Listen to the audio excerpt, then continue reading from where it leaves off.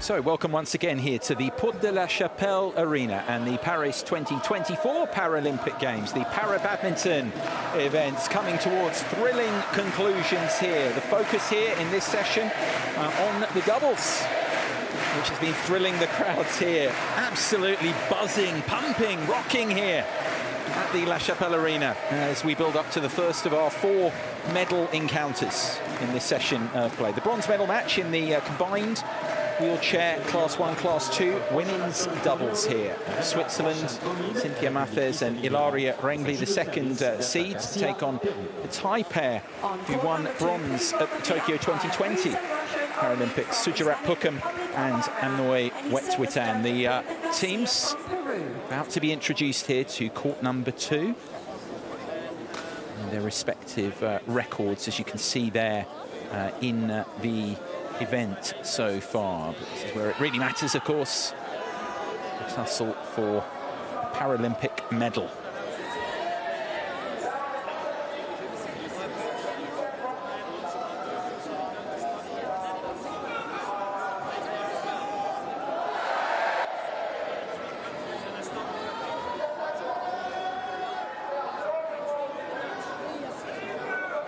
Et sur ce cours numéro 2, le match pour la médaille de bronze du tournoi double dame, catégorie WH1, WH2.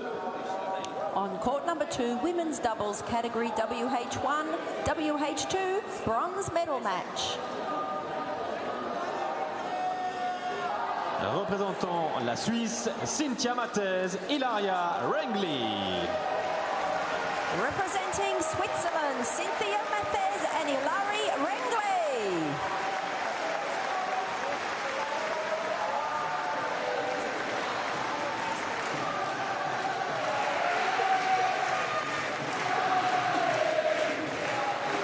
So the Swiss pair out first here. So absolutely rocking atmosphere with these courts in play. Representing Thailand, Sujarat Pukum and Amnoy Wetwitan. And their opponents here mentioned the bronze medalists from 3 years ago, Sujarat Pukum and Amnoy Wetwitan of Thailand here into the court. And they'll then have the spin of the coin, choice of serve, receive and choice of end, and then we can get to the warm-up.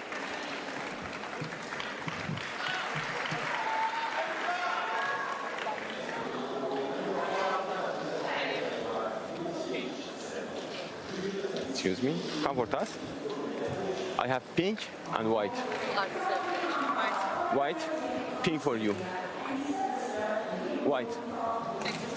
Server or receiver? Service, who's server? Who's receiver?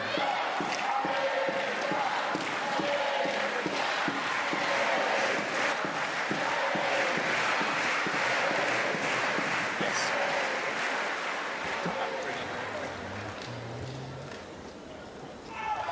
So the formalities out of the way. The warm-up can begin shortly. Guy McCree here with you at the Porte de la Chapelle Arena. Delighted to be joined by Katie Hall for this one. Katie, I mean, it's great to have you in the box here. Great to work with you together for the first time on this, because I mean, you know the players here and everything, what they put in as well to get to this stage. And in terms of the Paralympic Games as well, I mean, just the second staging of it for Badminton, and we've got here to start the session 2 fantastic pairs here to watch and enjoy over the coming minutes. Yeah, definitely. With its second outing here at Paris, we've had top quality badminton for the last few days, and this will promise to be an exciting bronze medal match. Exciting to see Europeans in the stages of the wheelchair games as well.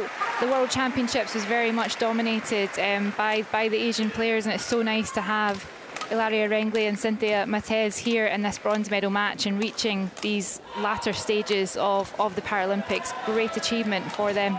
Yeah, definitely seeded 2 here, but as you say, through to fighting here for a medal, and actually individually as well. I mean, through the Badminton events, singles as well, they've played well. Focusing here on their doubles progress. You've been impressed with them through the draw? Yeah, very much so. I think I haven't seen Rengli as much as I have Cynthia Mathes. She's fairly new-ish to the scene, last sort of 5-6 years, and I'm really impressed with how how she's done in this competition. She's a strong player. She moves fast in her chair. I think she's been a force to reckon with for sure, and will be for years to come. Still very young player, so for years to come she will be in the top of her class for sure. They're on the way up. Their opponents here, bronze medalists. I mean, they've been around the two here, Pookham and Wetwithan, a very, very long time in the sport, and obviously had that achievement for 3 years ago as well to bring into this bronze medal match. Yeah, a wealth of experience between both Pookham and Wetwithan. They've lost to Yamazaki and Satomi in the semi-finals, and it was a result that they've seen many a time from that pair, but they've had a great run here, and they are a very experienced pair. They've played in these stages, in the finals of tournaments and bronze medal matches and Paralympics. They've been here before, and they've got the experience and the skill, and I think this will be a really interesting game between the experience and the sort of the up-and-coming pairs that are going to be setting the para badminton world on fire for the next few years.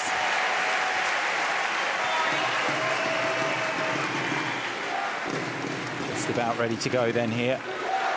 First of these medal matches in the wheelchair competitions here at Paris 2024. Ladies and gentlemen, on my right, Sujirat Pookham and Amnoy Wetwithan, Thailand. And on my left, Cynthia Mate and Ilya Rengli, Switzerland. Amnoy Wetwithan serve to Cynthia Mate. Love all. Play.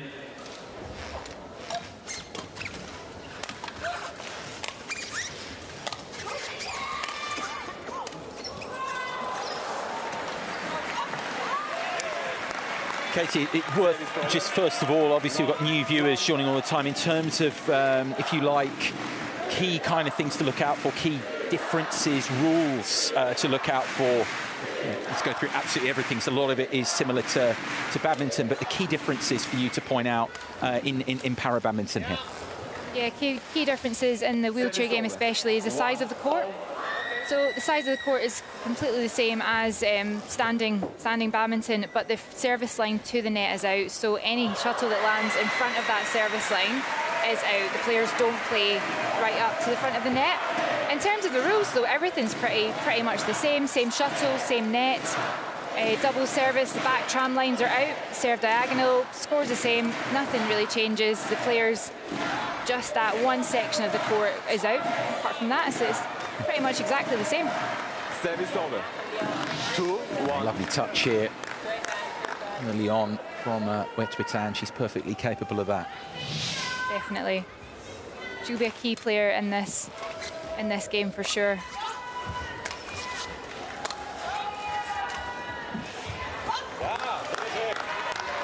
Service over. 2-0.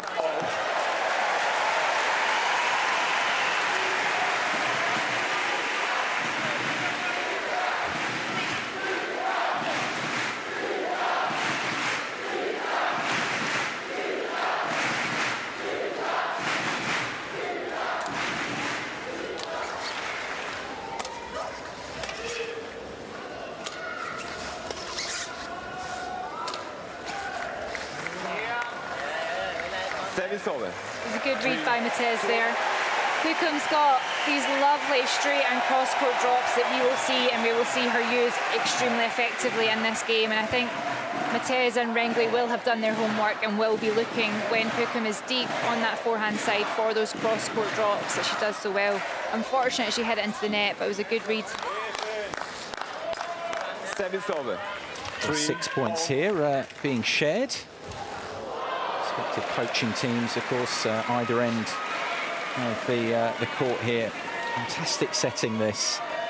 The same setting that the badminton events at the Olympic Games, and now here at these Paralympic Games, this arena buzzing. Perfect setup for this type of event. I think I spoke to a few people this week, a few of the coaches, a few of the players, and just some of the officials who So this is the best arena that badminton has ever been showcased in. It's fantastic. Conditions are great. The atmosphere is great. The noise, it generates such an atmosphere for the players.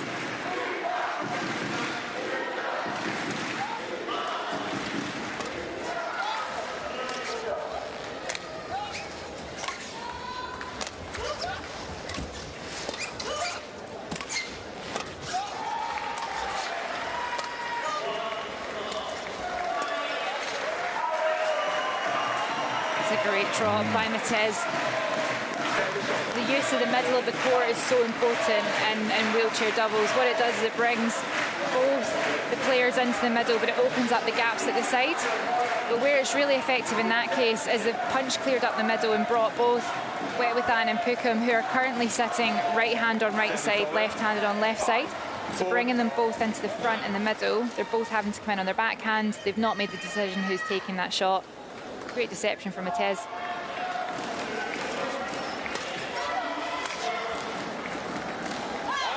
That's good as well there. Service over.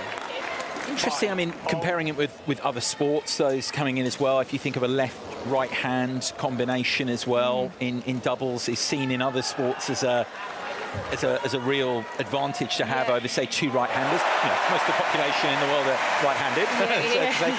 How does that extend to para-badminton? Is it decisive?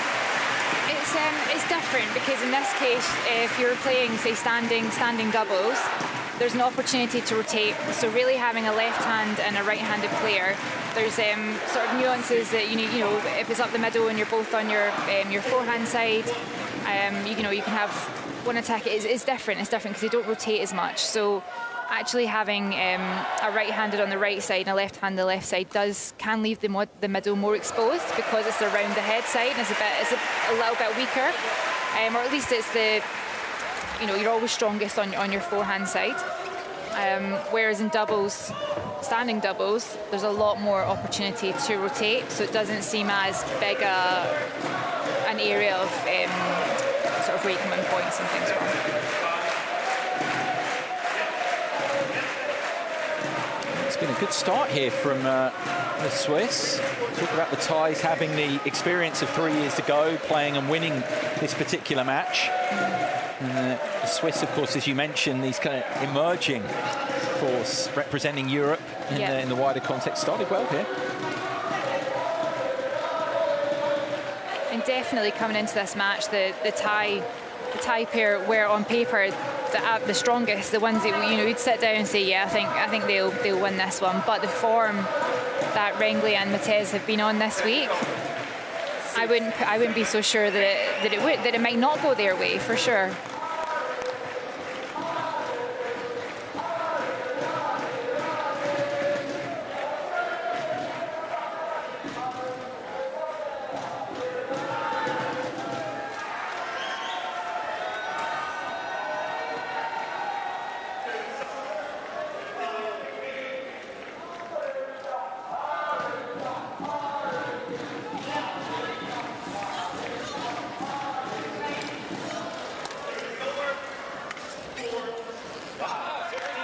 Great first smash from Rengli.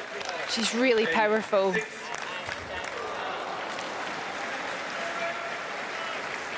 Yeah, she's, of course, in the background. I know the BWF, everyone's been quite interested in Rengli in terms of the artistic gymnastics background as well, and her thoughts on that. Yeah, she got into the sport. I had a look and actually with Cynthia Matez's old doubles partner, Karen Sutter-Earth, she a huge figure in para-badminton, the growth of para-badminton as well. I played with Cynthia in Tokyo, and it's so good to have a young player from the Swiss team inspired by Karen and all of her work and what she's put into the sport.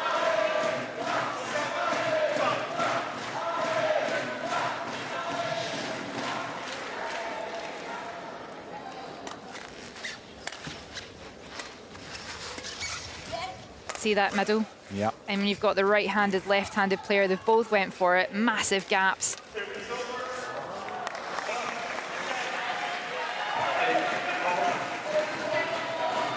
Yeah, it's funny that, because even with Pukum and Wetwitan, you know, a pairing so knowing of each other's movements, you can still exploit that, as you highlighted, through the middle where you get the racket clash, they go for the same shuttle. Yeah, for sure. You can, there's always, no matter the years of experience of players, there's always ways that you can get them a little bit confused, a little bit in each other's way. Well, it's just wide. Dribbled wide there from Pukum. It's the Swiss back in front in this very tight opening section to this bronze medal match. 1 point between them at the moment.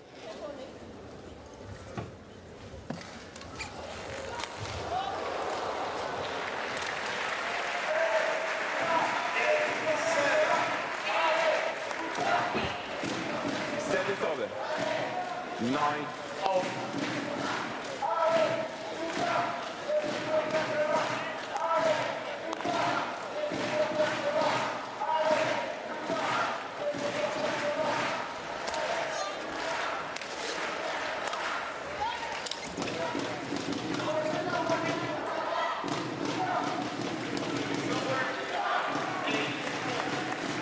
Bit of a reach for Matez there.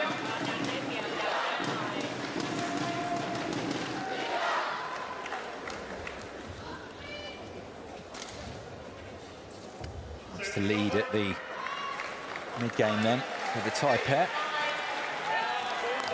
For the moment.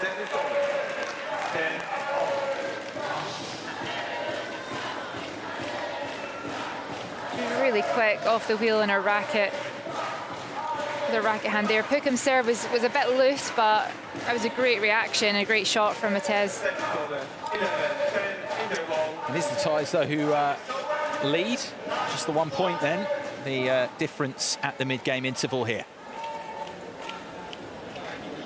Yeah, I would expect that. I think, as I said, it's, you know, last twice they've met, it's been very much in the way of the tie pair, and it's I don't think the scores were particularly close either. So, but Matez and Rengli have been in such good form. I've been really impressed with them this week, and I think coming into this game they should be confident. They've got nothing to lose here, right? They're playing against one of the best pairs in the world. They're playing for a bronze medal. Let's just go on and play good badminton and be confident. And I think that's what they're showing here. Is that, yeah, we're going to bring it to you guys. We're the best, one of the best pairs in the world, but you know, so are we. That's what we've seen so far. Just as you say, the 1 point between them at this stage. That's hardly decisive. No. 11, 10, play. Ziming is with the service here. The tie pair. Good turn in straight away from Rengli. 11. Yeah, it was interesting as well. We were talking about just a little bit earlier with Rengli about this artistic gymnastics. And she's saying actually was trying to draw the parallels with the skills needed to be a para-badminton player. And actually was saying it kind of helped her. Yeah, they're different disciplines ultimately, but there are some skill similarities. 100%. I mean, for one, just being the ability to move quickly in the chair, to move in different directions. For a wheelchair 2 athlete, using the core and using your reach is so important, and to have that strength in her core, to be able to lean right far back and hit punch clears from the back of the court and hitting angles from all sorts of areas is really important. So that artistic gymnastics background and having the movement and the flow and the strength will really support her para-badminton career.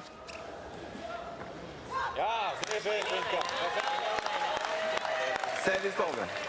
12. This was good. Excellent length.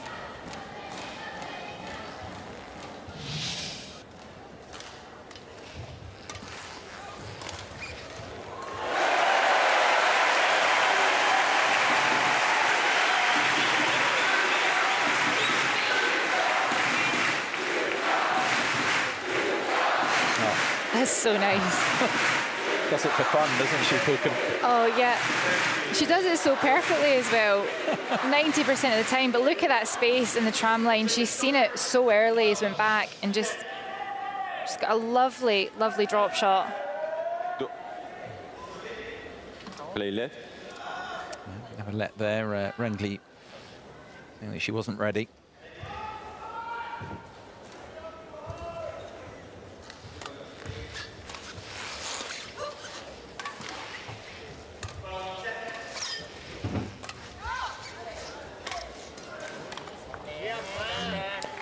And that's useful, because actually, when it's been tight so far, both pairs, fair to say, on the service, struggling to get runs going in this first game.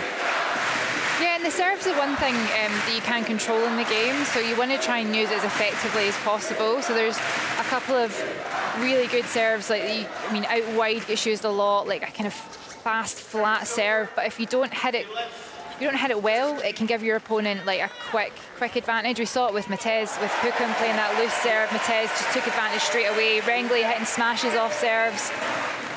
It's the one thing you can control, and the one thing that you should aim to do is close to perfect each time, no matter where you're serving.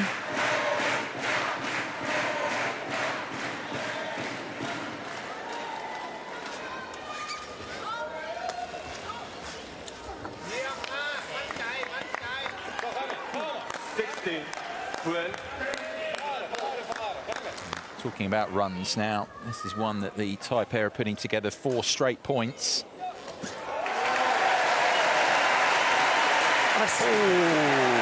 What great vision though, both the Swiss pair moving in towards the middle. Pukum just holds and pushes. Yeah, it was wide, but it would have been perfect. A straight out winner if it just wasn't a few inches out the side. It's one of those kind of a good miss, because the Swiss will look at that and they'll go, right, we want to keep it away from her, because next time that won't happen. She'll make that.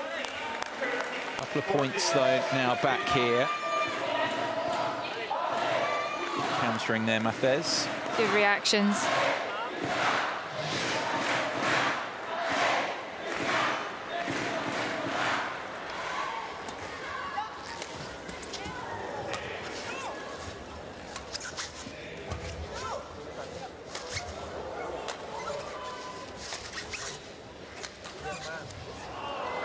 Just short. Absolutely the correct shot there. Like wide open space in front of Pukum. She came in so early, Cynthia. It would have been a winner. Just short of the line.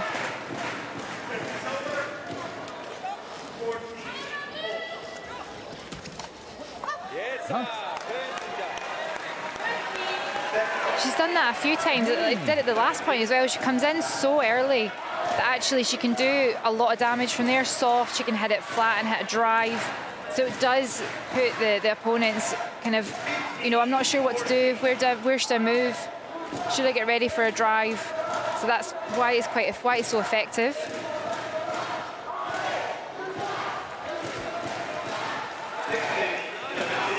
Trying to attack there, Wetwitham, but it didn't work out. And the Swiss are just hanging in there. Trailed by the single point at the interval, and here again it's a single point. Yeah, they've done really well. I think a couple of key things. Cynthia's been great at the front, for sure, and done a good job of utilising the middle and opening up the gaps. Looks so fast in at the front. Yeah, again. She's got Pukum right at the back. She knows that she's, if Pukum hits a clear, she's got time to go back. She'll be able to get a racket on it, so she takes the chance and moves forward and takes the shot really early. Wetwitham to try to come across and help her partner out, but it's just too good a shot from Matez.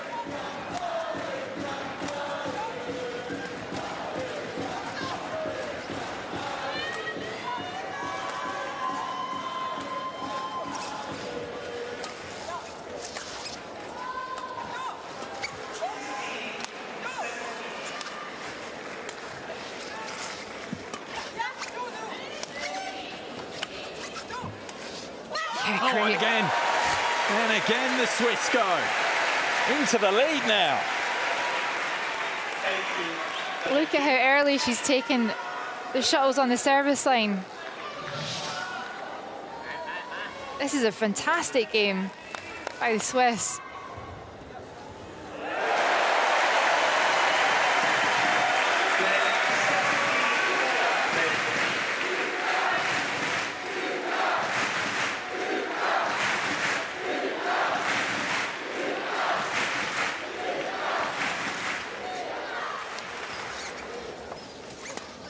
a good switch. Good read by Pookham.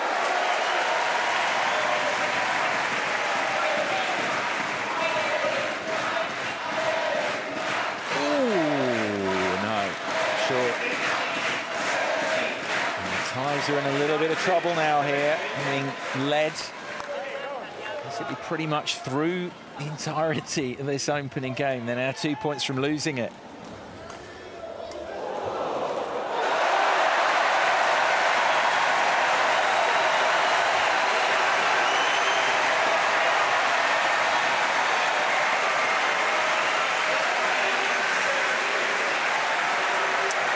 It's just long, nothing by much.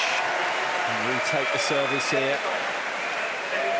Absolutely the correct shot again. Rengli and Matez are they're making brilliant choices with where they're placing the shuttle. They're opening up gaps, they're finding, you know, they're pushing Wetwithan and Pookham out of position and opening up those spaces. They've done really great to find those gaps. Yeah, again, just... It's funny because, you know, talked about it beforehand about Matez, that she was getting a lot of the shuttle. She's getting it, but she's probably been the best player of the four in this game. Been outstanding so far. There's both such strong players, and I really love the aggression in this game and how they're not afraid to smash, they're not afraid to play hard. And that's what I've loved about the development of the game at this level, is how aggressive the players are. And it's not just about, oh, let's pin the shuttle on the wheelchair one athlete all the time and then, you know, hit a winner. It's very much about working as a partnership and being aggressive, and I love that. I love how it's changed and how it's developed. The Thais saved the first of the game points here, got the service back. They're not out of trouble yet here. Swiss pair have played so well. And take this opportunity and move clear in the bronze medal match.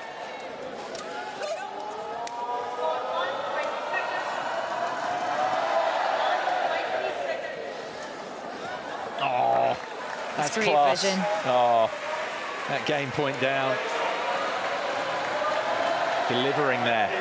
So now, as it is in the sport in general, we need 2 point winning margin here, 20 apiece, with the Swiss having had those 2 game points.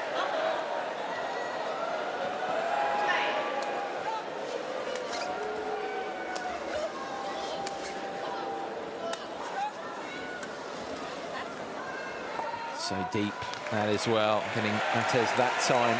That was a great punch clear by Pookham. Hit it at the right time as well. Got it right in behind Matez. It's a hard shot for her to get power on. 3 points in a row, and game point now for Thailand.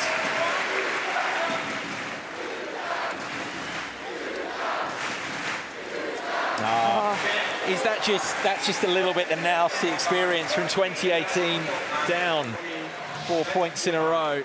Sees Wetwithan and Pookham here take the opening game of this bronze medal match, 22-20. Brilliant way to finish that first game from Wetwithan. They set up those last sort of 4 rallies that they won in a row perfectly. They were, you know, behind a little bit, and just that experience, like we say, come through, and they've just been solid. The last 4 points Thai pair, just they weren't scared. You know, let's just keep the shuttle in the court. Let's just get it into the corners, move it around, get them a little bit confused.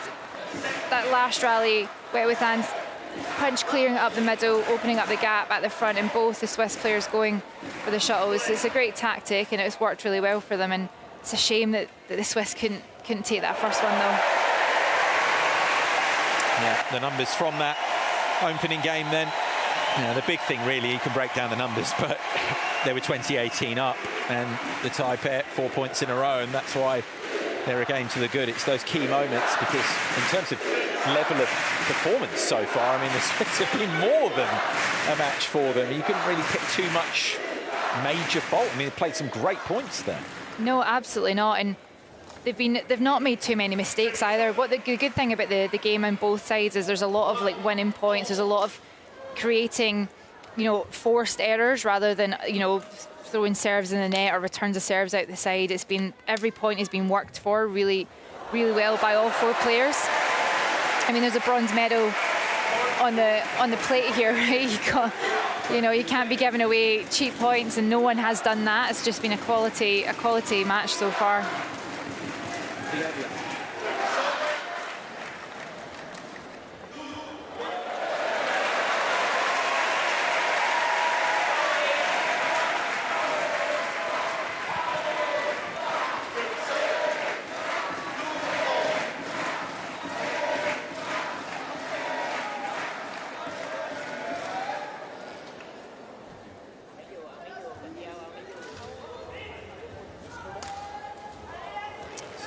Game gone in this bronze medal match in the women's doubles combined WH1-2 classification here.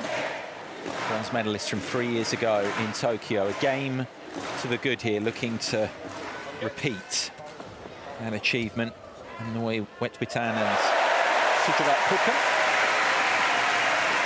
serving game points there to move clear in this one on Ilaria Brengley and Cynthia Mathes. An immediate let here, they weren't ready. Play.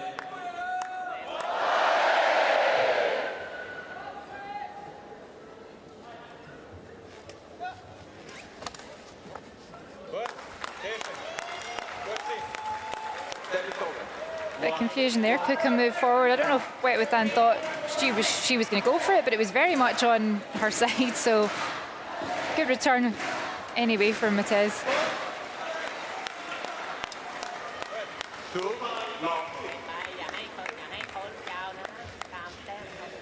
As we were saying, even a pair who know each other so well, there can be a little bit of miscommunication sometimes. I mean, they're two of the more well-gelled, well-drilled pairs, aren't they, out there, which they play together.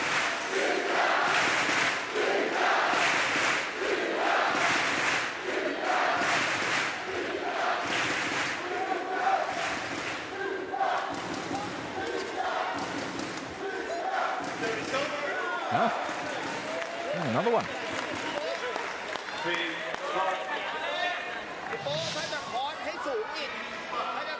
Yeah, another slight danger of having a lefty and a righty is that shot up the middle when you do have both forehands in the middle of the court.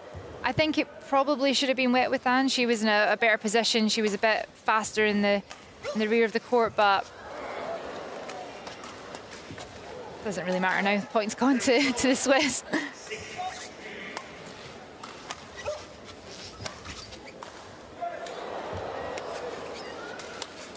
Yeah, that's what she's all about. Just calmness. Personified by Pukum and putting those away.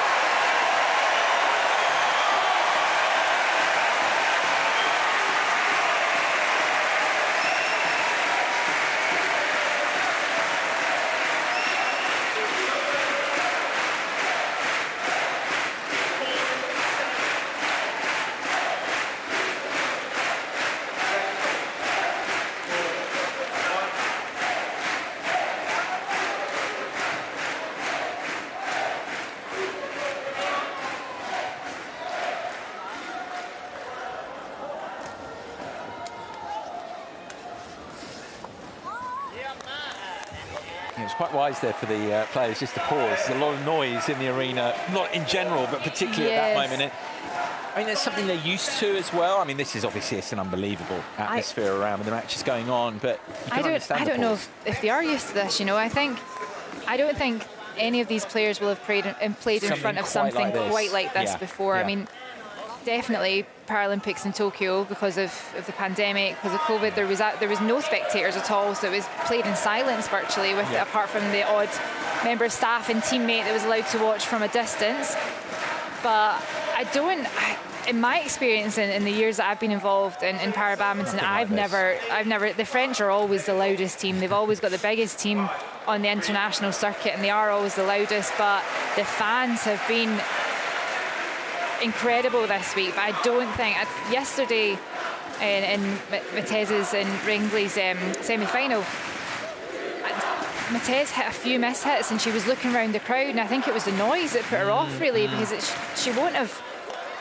None of them are used to playing like this. Maybe in in the Pan-Asian Games potentially, because you know the sport is huge in Asia. I was about to say that Pukum and Wetwitan possibly with something resembling this sort of this atmosphere they've played in. Oh, that's good. The Swiss, as you say, it's all new in many ways, but they continue here to impress Matez and. They're still being very aggressive. This is key, right? Is the speed and the aggression from Matez and Rengli, and they're reading the game really well. So Pukum has got this fantastic drop and fantastic cross, like I've said, but Rengli's on it every time. She's reading them. She's really switched on in this match.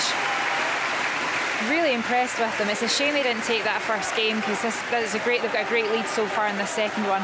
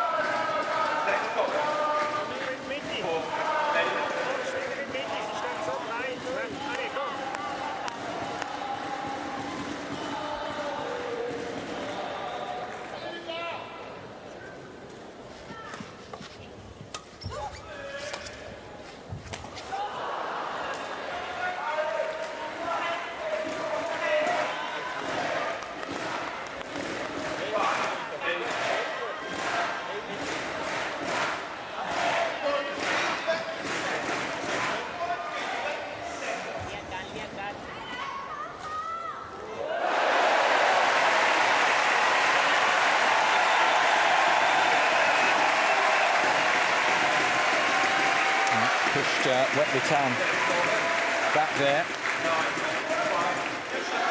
Lead back up to 4.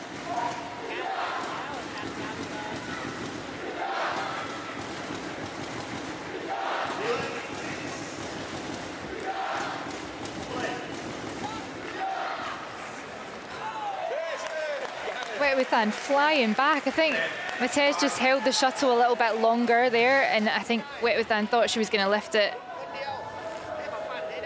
She moved far too quickly, left a wide open gap.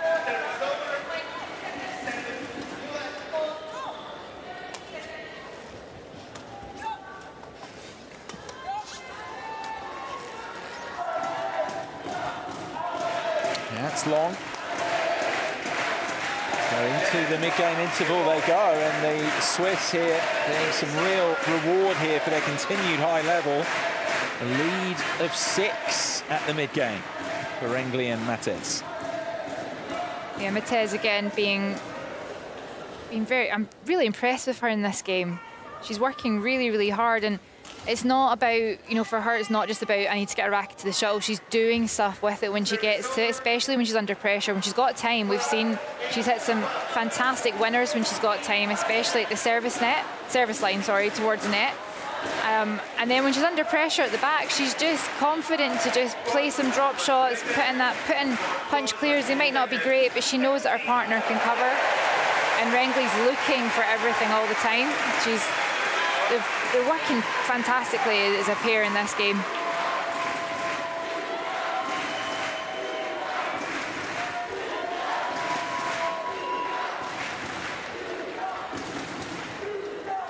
And actually as well, building on your point, I mean, obviously everyone here is just enjoying amazing medal match here going on, but from their point of view, very good response to what happened, because I mean you can easily let that affect you when you're 2018 up. Yeah. You lose, you think we're playing as well as we can here and we're still a game down, but what they've done there in the first half of that is mentally very, very strong from Rengli and Matez as well.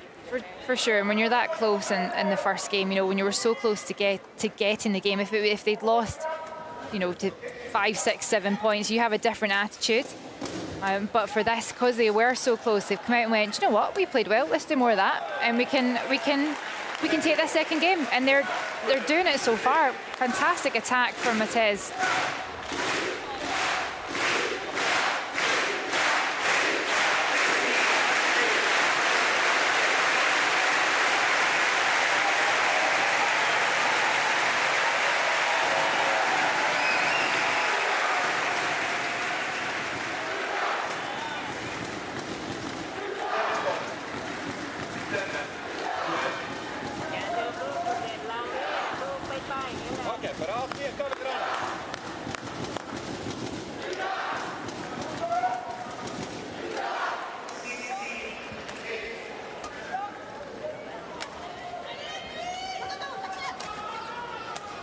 It's a great switch. Oh, it's hand there, kindly dink it to the net. You've seen that last rally though, great vision from Rengley again. Matez was pushed so far into that round the heads corner. It was obvious the shot that Wetwitham was going to play. She played the straight drop. Rengley was straight in, pushed it back over the net. They switched super quick. There was no confusion. It's a shame Wetwitham put that shuttle in the net, but that was close. Yeah, but short. Expected to make it. 7 now. The advantage.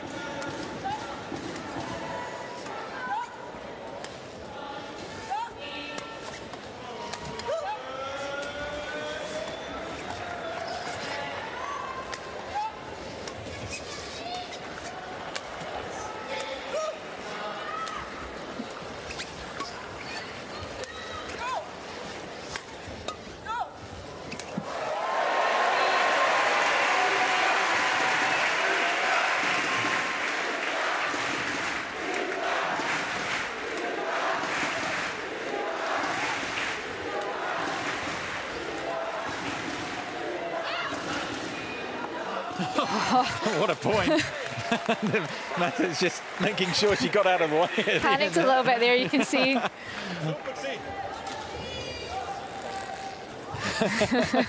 She knows how close that was to hitting her. What a rally.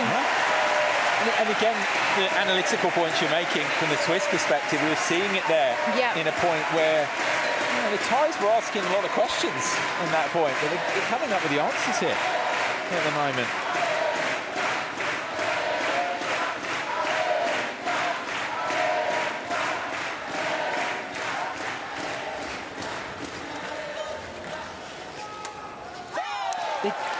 Get your thoughts on this as well. Talked a lot about Wetwitham, but Sujarat Pukum as well here. Swiss doing a good job on her in a sense, you'd argue, because she's not having in this second game quite the impact would say that she's capable of having for that pair.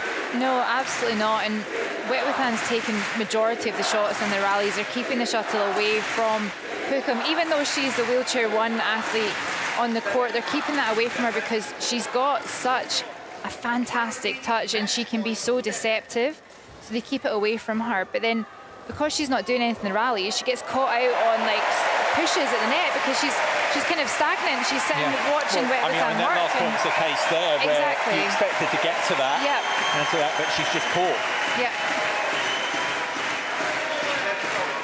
Service lost by the Swiss there, but it's a lead of 9. Despite that, they're looking good here to force a final game, unless the Thais can produce something pretty special from here. There. Very, very few mistakes, the Swiss here. One should have liked again.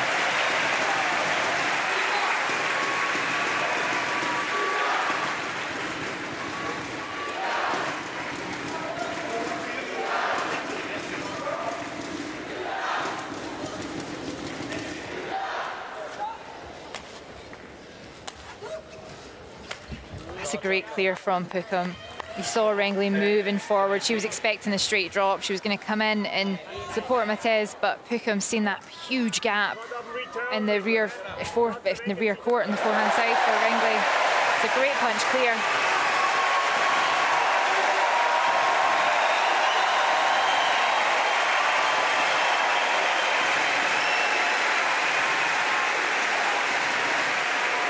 Oh my goodness.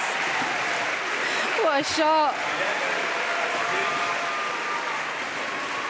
That was incredible.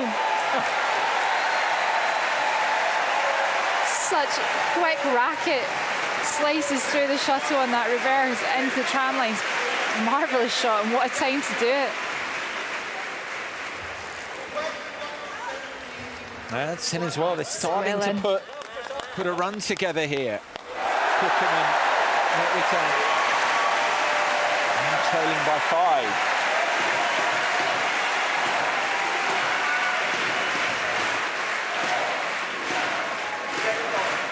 It's a good break from Matez and Rengli to have. Wetwithan shouldn't be serving in the net, not at those points when they're making, you know, 2 or 3 points in a row, and that's a good break from the Swiss. A bit of a danger of a comeback there. Yeah, good smash from building Pukum. up a head of steam here. Pukum and Wetwithan. This is becoming concerning.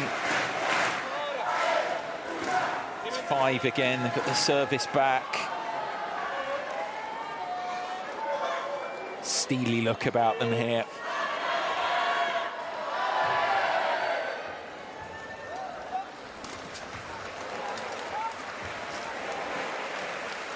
Short. Yeah.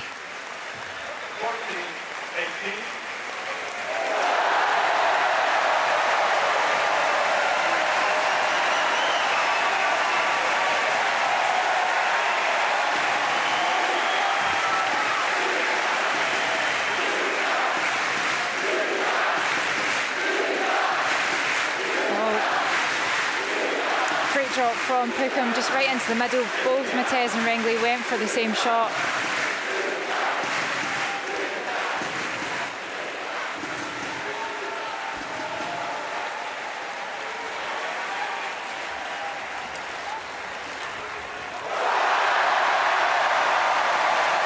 This is now getting very tight.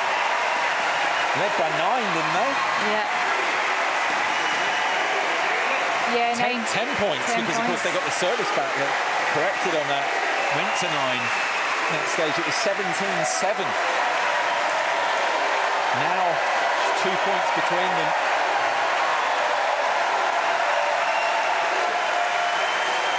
Oh, and can you believe that? I mean, you would have put your house on that. Just about. My house, my car. That's a big point there. Puts the Swiss now, service back, 2 away.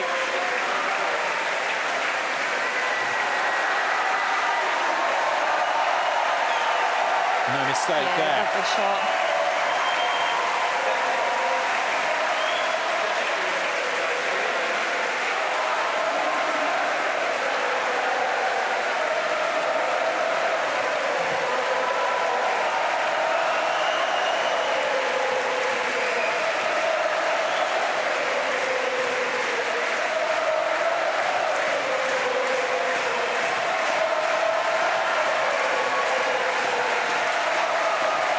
Good vision from Pukum again.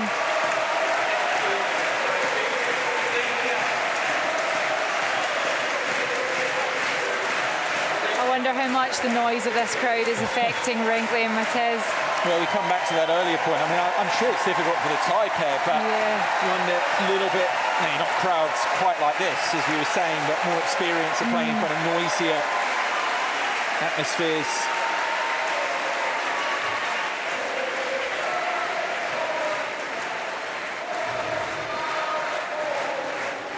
And she's been looking for it, and now has found that as well. The cry of delight as she locks up the scores here, Wetwithan. That's just brilliant.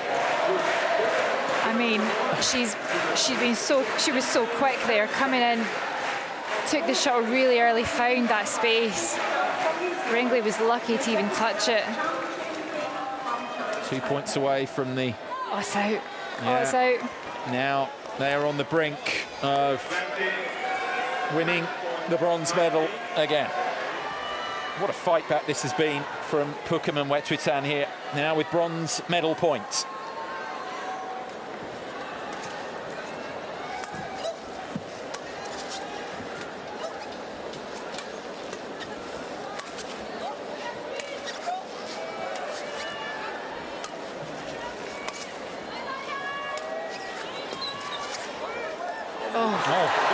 Just a bit of miscommunication there as it went over Wetwithan.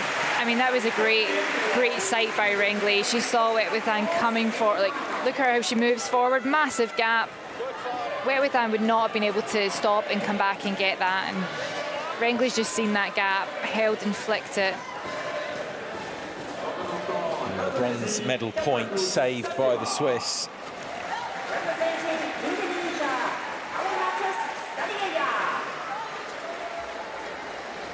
Yeah, again, into that little pocket, that postage stamp. I mean, if there's ever... Wetwithan's made a few mistakes at the front this game, but if there's ever a time to hold your nerve and play shots like that, it is this. This is the thing, isn't it? Again, they've got the bronze medal point. You think at the end of the first game, they're saving their very best for when it matters.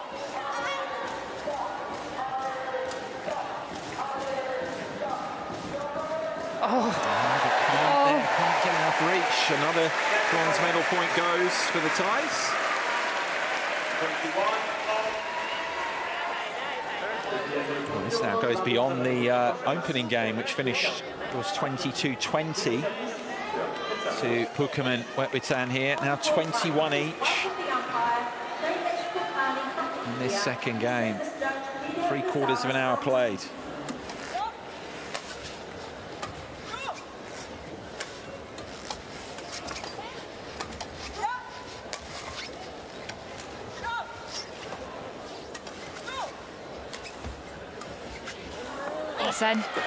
A lovely shot again, that cross, backhand push. Just a short flick of the racket.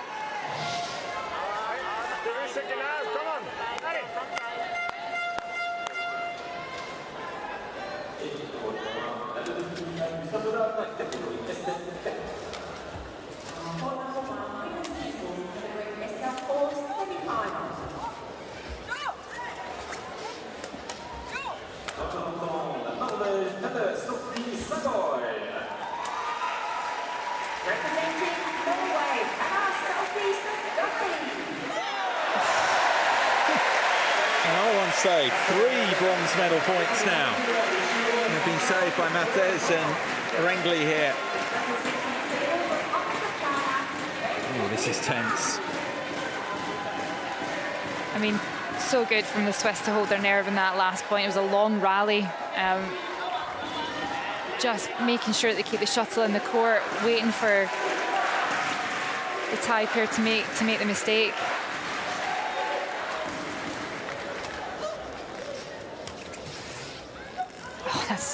Listen, that's lovely. Oh, you didn't think it was... I thought it was just going to land short there. She somehow managed to get that little dribble. What a smart change from Wetwithan, though. She's won 2 or 3 points in that hold and cross, and just to hold and play straight. Great choice. Serves it short, a tick. On the fourth. Clip the tape, though. It's... Yeah. It's all going on.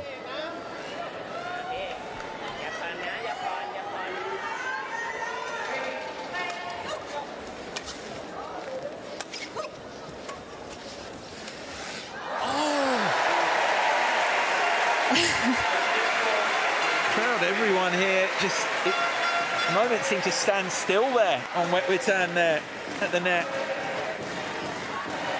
They've had 4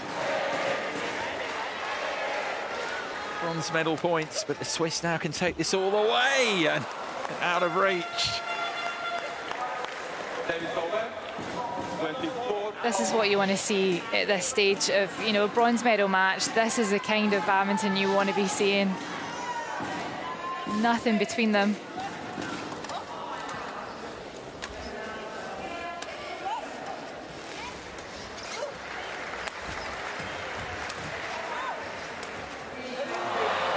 Just back there, couldn't quite get the elevation, the height that she wanted.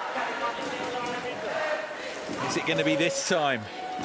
5th bronze medal point. Been within grasp 5 times now. It's been quite a game in itself, this. If you think the Swiss pair led 17-7. They've had those bronze medal points. Another one here had a game point as well. Minutes ago. Virtually everything. And it just goes on.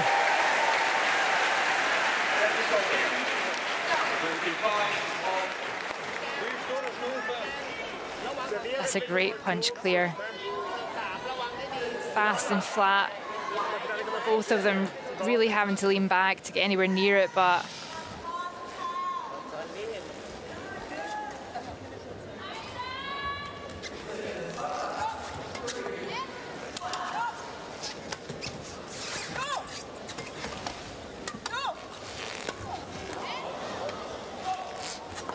didn't miss that time. Yeah. Very, very assured, very deliberate at that moment, but very effective. Sixth bronze medal point.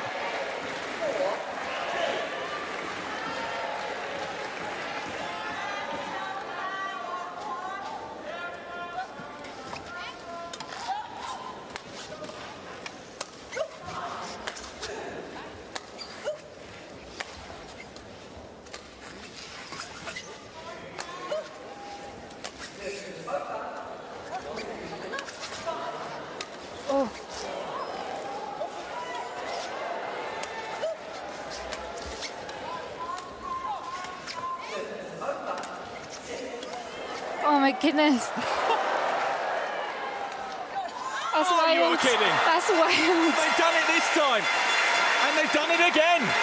Just as at Tokyo 2020, here at Paris 2024, these two, Sujirat Pukum and Amnoy Wetwitan, win the bronze medal in the women's doubles WH1-2 combined category, but they have had to work for it so hard. The Swiss here, what a bronze medal match that was. All those moments where you thought it was over and they kept it going, but at the end, it's joy for the Thais, just as it was 3 years ago. They win the bronze. I'm virtually speechless. What a fantastic game we've just watched. I mean, Thais, everything on their shoulders there, coming in as Tokyo's bronze medalists, the higher ranked of the pair, the more experienced of the pair. But the Swiss, oh my goodness, I am so impressed with how they played. And a fantastic first game, an incredible first half, and a few more points of the second game. And then the Thai pair, they upped to the level a little bit, and they found the gaps. They stopped making those mistakes. But I cannot believe how fantastic Rengli and Matez played. And you know, they're a fairly new, you know, partnership. Only a few years playing together, apart from the, you know, with the experience of Pukum and Wetwitan on the other side of the court against them. But give them 4 more years if they continue to play like this. If they continue to play towards Los Angeles. Wow, what a match there. 22-20 and 27-25 on their 6th bronze medal point.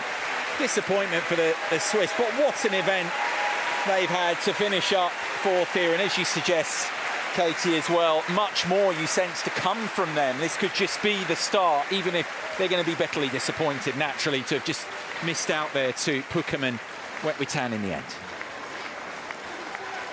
The numbers. I mean, incredible. Incredible game. I am genuinely almost speechless. Almost an hour, 51 minutes of incredible badminton. There was not a bad rally there. A few, you know, mistakes on serve or mistakes off. That doesn't matter. What we're going to remember is the quality that we've just witnessed. I'm so impressed with Rengli and Matez and how they've come out and played and the form that they've shown against the experience of Wetwitan and Pukum. Yeah. So they win the bronze. That's confirmed there, and of course the gold medal match still to be decided here at these Paris 2024 Paralympic Games.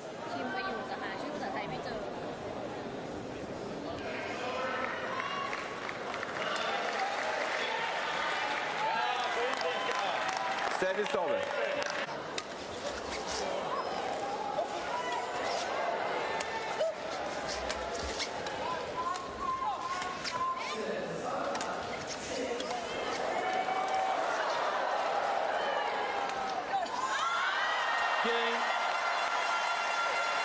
Match won by Sujirat Pukum and Amnoy Wetwitan, 22, 20, 27, 25.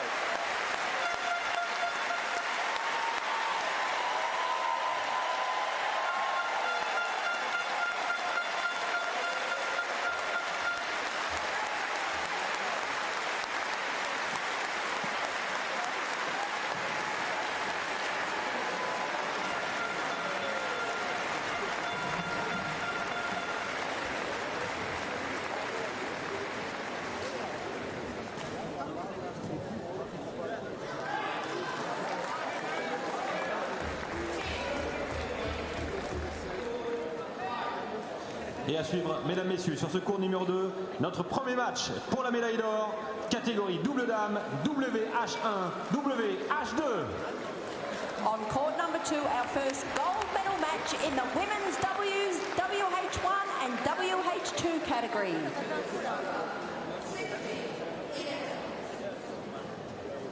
Représentant la République populaire de Chine, Liu Yutong Yin Meng Lu. So the gold medal match in the women's doubles, combined wheelchair class 1 and class 2 para-badminton event here. The world champions out first. This is the gold medal match many expected. Overall, it's a rematch of 3 years ago. The world champions right now here that we have from People's Republic of China, Liu Yutong and Yin Meng Lu, to take on the pair who beat them at Tokyo 2020. I'm just entering court now here. Japan's Satomi Sarina and Yamazaki Yuma here. This is a high-stakes gold medal encounter, I think it's fair to say, with all the history between these two pairs, the way they played through the para-badminton event. Pink, the white. Looking forward to this. White for you. It's pink. This high. We serve, receive. You might serve or to receive. No, you choose this side. This side. Serve or receive. Serve. You receive. Okay. There's always quite a lot to get out of the way in doubles, isn't there? Yeah. All the formalities. Which side do you want to get to? Who's serving? Who's receiving? What side do you want to be on? I think there's definitely, in arenas like this size, you have to think about what side you want to start on, because there's always usually a drift sometimes. One side's going to be faster, one side's going to be slower. So depending on what side you find you get your best groove on, so if you find that you play better in a faster end because you play a fast game and you can hit hard smashes and you can hit hard slices and you can get advantages straight away from being on the faster side, then you might want to pick that if you win the toss rather than the slower side, because it might, you might not be able to do your strengths as effective straight away. So warming up now, of course, the full court in play, and as we say, this is a rematch of 3 years ago. Katie, we'll start with the world champions, why not? People's Republic of China pair, they've been brilliant singles and doubles this week. Yeah, absolutely fantastic from both athletes. Liu Yutong is going to be the star of the show. This show, she is a young, extremely talented athlete. She's won 73 singles games in her career since the age of 12 and not lost a single game since the age of 12 years old. That's ridiculous. It's an unreal stat, an unreal statistic. And I think overall her career, she's 178 wins and only 9 losses, and that's across all disciplines, singles, doubles and mixed doubles. She normally plays mixed doubles with Chateau, and again, triple world champion. This pair are going to be hard to beat. Yeah, as well, because they have that. You talk about big matches, of course. Liu and Yin have done that, but this isn't one of these head-to-heads where we come in and say it's 8-0 or something. It's just a team that they can't beat. They've had the loss there. Obviously, that matters in the context of the event, losing to them, but they have beaten them before. And you've got to remember, they're defending champions here at this event as well, the Japanese. Yeah, they're very capable. They have beaten them, like we were saying before. It isn't a 7-0 to Liu and Yin, but the quality of Liu is going to, if they can keep her out this game, they have a chance. If she can work her way in, it's going to be really, really difficult. But Satomi and Yamazaki are a fantastic doubles pair. What I really, really like about how they play is their communication. You'll see them constantly communicating. There'll rarely be a time where they will both go for the same shuttle or they'll get in each other's ways. They communicate perfectly, and I love watching them play because they communicate great, but also they're just fantastic players. They've had a great tournament so far, and like I said, this is going to be a tough feat for them. But if they can play smart, keep Liu out of the game, they have a chance. They've beat them before, and why not do it again on this stage? 3 years after they did it the first time. Yeah, it's the rematch, and it can begin now. En dan gaat het Yu Yutong en Hin Menglu, People's Republic of China.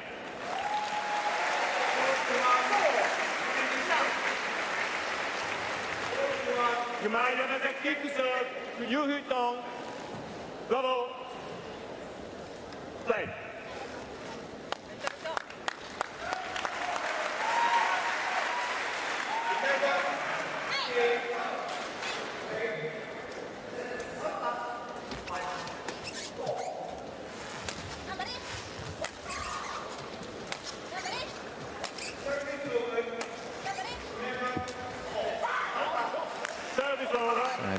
The action getting underway.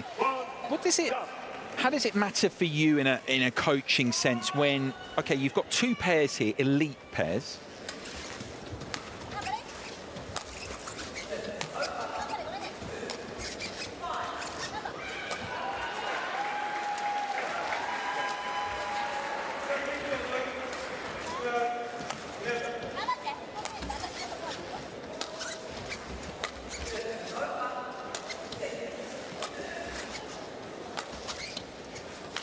Elite pairs just stopping to enjoy the early stages here. But elite pairs know each other, but when you've played in the same competition, played in the group stage, in your experience, everything else, how much does that matter? It matters a lot. You see often, if you have para-badminton tournaments, generally will have group stages. They don't play knockout straight away, where some of the, able-bodied badminton will have knockout stages straight away. They rarely have group stages. Para-badminton, majority of the time, will have a group stage before it has a knockout. And the amount of times you'll see pairs at this level who will play each other in the group stage, lose, and then play each other in the knockout stage and win. Having those, when they're so close and so tight, having those they know each other inside out, and having some players coming in with confidence, like, oh, we already won this game. Either you have confidence that, yeah, I can win it again, or you have that, the underdog thinks, you got me last time, I'm going to get you this time. This is where it matters, in the knockout stages, in the quarterfinals, in the semi-finals. This is where it matters. So it can make such a difference.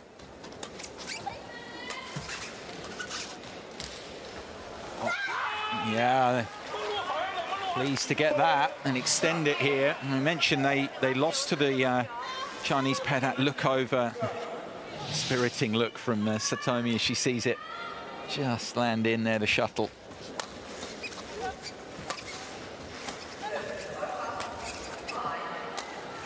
Notice that Liu's hardly had a shot in this game so far. They have to neutralise her. That's a great shot from Satomi. Yeah, she's capable of it, of course. Fantastic player that she is, with her creativity, drop shots, slices, everything else. Just back on that point you were saying, I mean, Liu Yutong, best player out of the four here. Definitely, yeah. So, on your point there, I mean, she's been neutral. They're not. The problem is, I suppose, from the Japanese perspective, is you've got Yingling Liu at the same time, yes, and if you give her too much traffic, if you like, that way she's more than capable of dominating, dictating the match herself. Yeah, absolutely, and taking Liu out of the game doesn't mean that they're out of danger. You're not going to win the game just by not hitting it to the best player on court, right? Because her partner is also one of the best players on court. And there's a reason that you always see these four in doubles finals, singles finals, the semi-finals of mixed doubles, singles, because they are four of the best players in the world. So just by not hitting to one of them isn't going to automatically win you the game.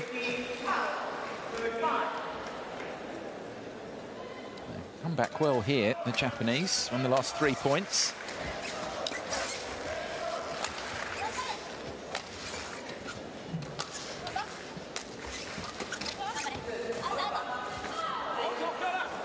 Yeah, it was a hard one to see. You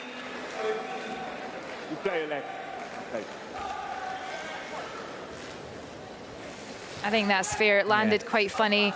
Yamazaki's wheel was in the way, and I think that's fair to play a let there. Yeah, difficult to see there what had happened. So yeah, let. And it's not clear. Normally in these cases, if the line judge can't see the shuttle. The umpire, if he's had a clear vision of it, would call. But it's, again, just he's not been able to see a clear vision of that shot.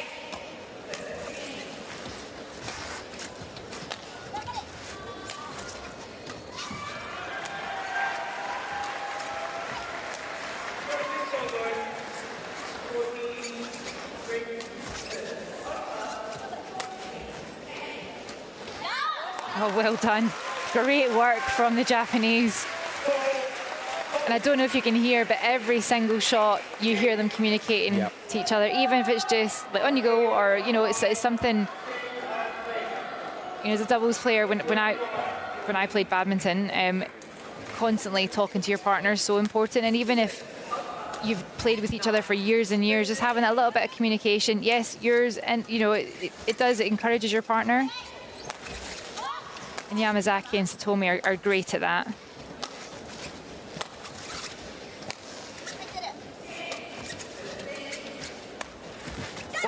Oh, just saw the opportunity, Yamazaki. Brilliant. That is a fantastic shot. Look at this setup. And the issue with not playing any shots to Liu is she is constantly moving. You can constantly see her coming back and forward, looking for how she can help Yan out and get into the game. But it also leaves her a little bit stagnant. So there is opportunities to get caught out with fast shots like that. She's been caught out twice now. A wonderful cross-court slice from Satomi, and then another cross-court smash from Yamazaki.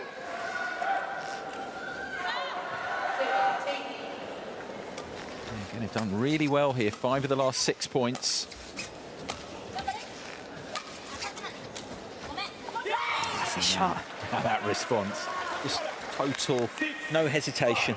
Just pick my spot and deliver. Speed of the racket head as it comes across the shuttle.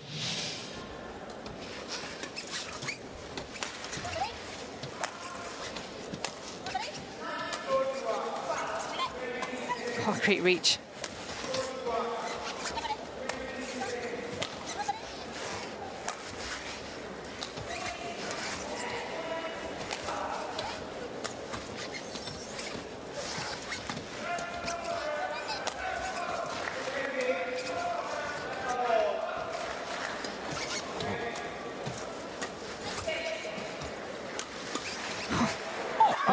Not far away. Oh, the reactions. Just relentless attacking from the Chinese there. But they had to work very, very hard to grind that point in the end out. Some great defensive play from Yamazaki and Satomi in that rally.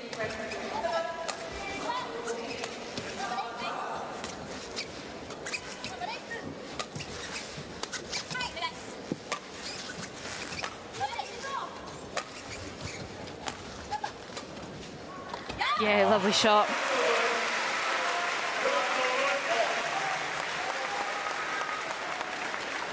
Too good for Yin. 7. Change the shuttle here. Your point about that communication is so valid here as well, because it doesn't just kind of end with the signal behind the back. No. You know, that's just the start, really. Yeah. I think is the point you're making. We've seen this in these rallies, how much that in-play communication is, how significant.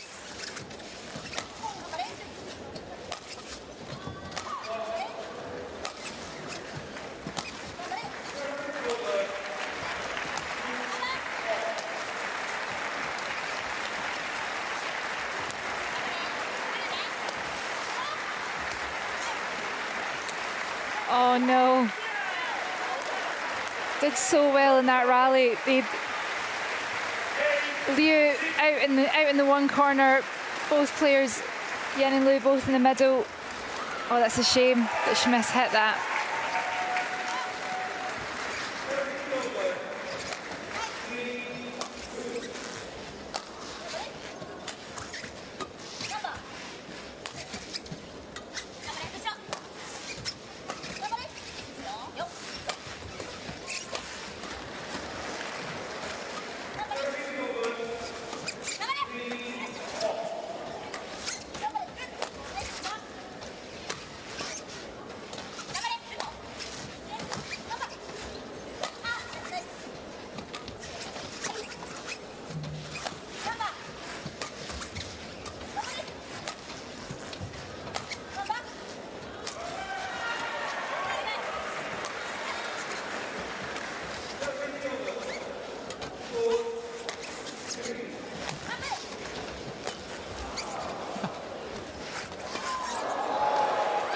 goodness. These are the two best pairs That is insane. in this class in the world, and they've shown it again there. That must be the longest rally by miles. That was insane. Remarkable rally.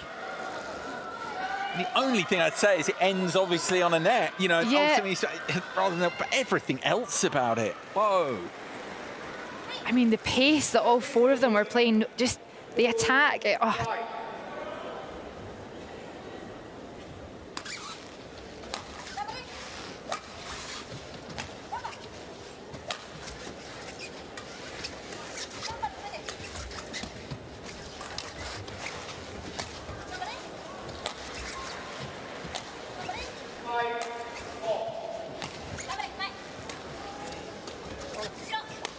Oh my goodness. Now that is so smart. Stepping up. I mean, often so much it's the one before you focus naturally on the finish, which was fantastic, but the approach, the setup from Yamazaki was so good, so creative. That is outstanding. Outstanding.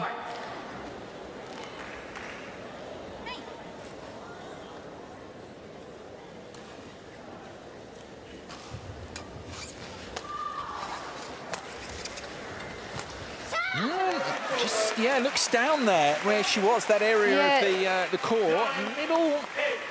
I might have left that. She was very far out when she hit it.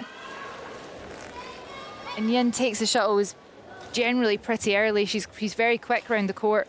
So if she was out the back, chances are the shuttle might have been too. It's why she hit it late. She was a bit hesitant.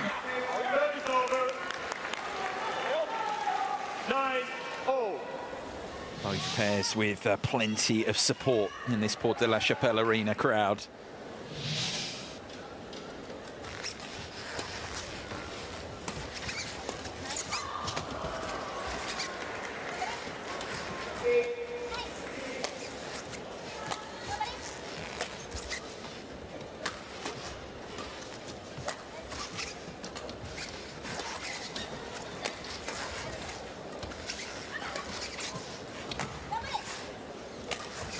Oh my goodness! Where's that come from?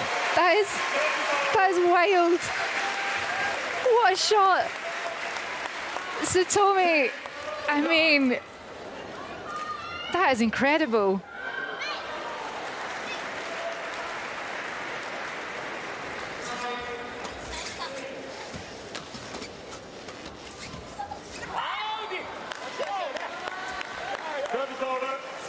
Slight miscommunication there. Said that they're great at communicating, but Yin played a really flat punch drive up the middle, and yeah, it's a hard one to get back, to be fair. Great shot from Yin.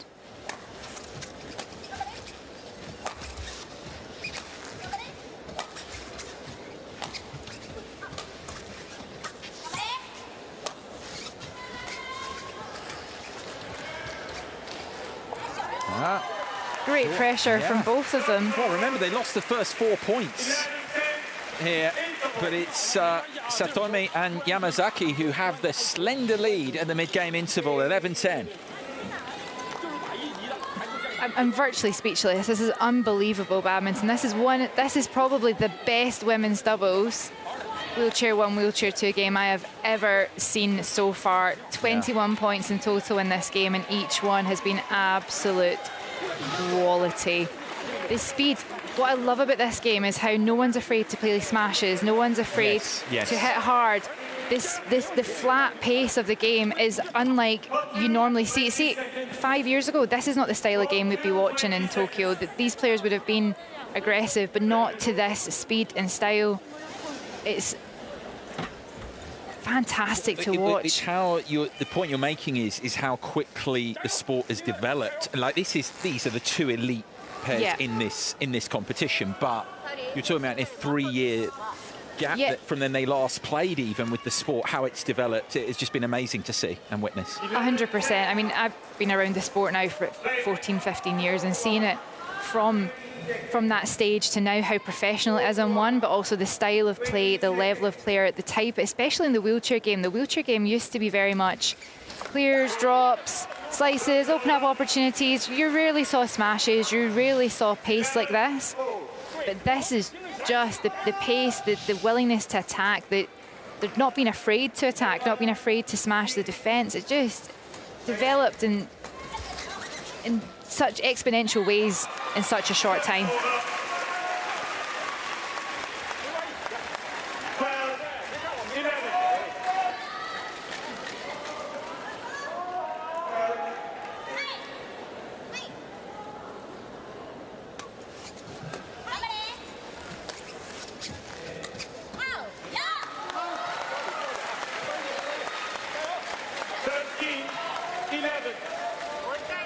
Yeah, that nod, very confident, quietly confident in what they're doing out there. And back to it again. They've beaten them before. They know they can do it.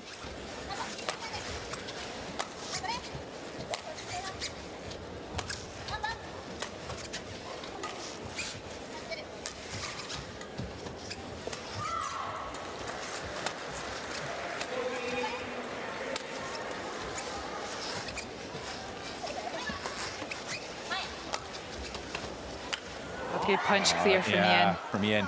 That's really difficult to get, really flat, fast. Look at how far back Satomi has to get just to get to racket onto it. I mean, unbelievable. Look at the athletes here. I mean, I know she hasn't made that, but the athleticism, these four as well. Oh.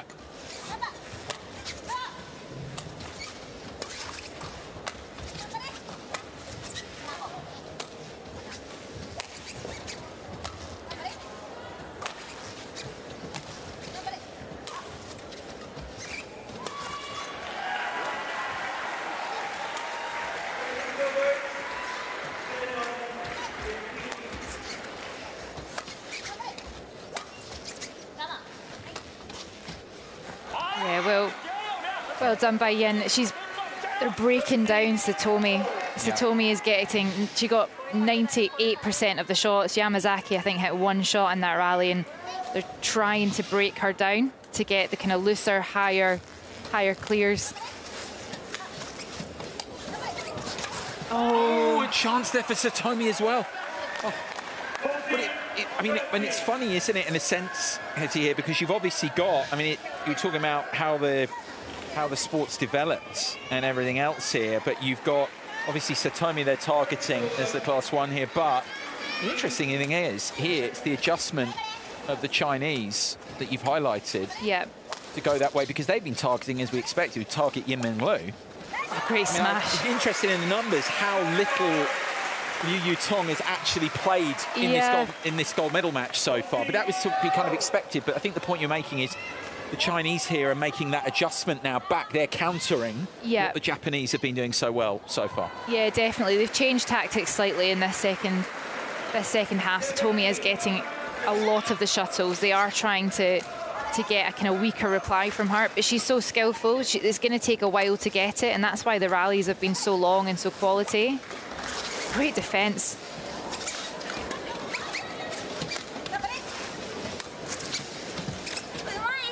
Oh, now Liu gets involved. I mean, she's barely playing a shuttle, but when she does, of course she's on it. When she does, it's so effective. I'm not sure if Satomi didn't have another choice there. She played it straight on to Liu, and maybe if she was a slice maybe into the middle, more towards the inside, might have been a better choice there, but I don't know if she just wasn't in a good position to do that, because Liu's got such good reach and fantastic core strength. To reach that for her is so easy.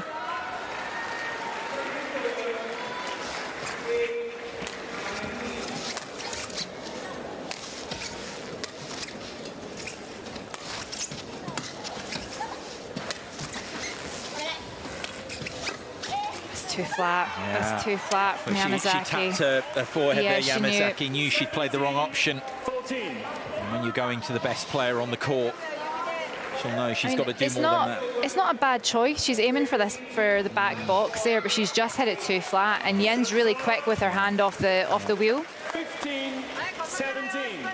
It's the high tariff that these two set, the highest of tariffs that you've got to execute on, got to deliver on.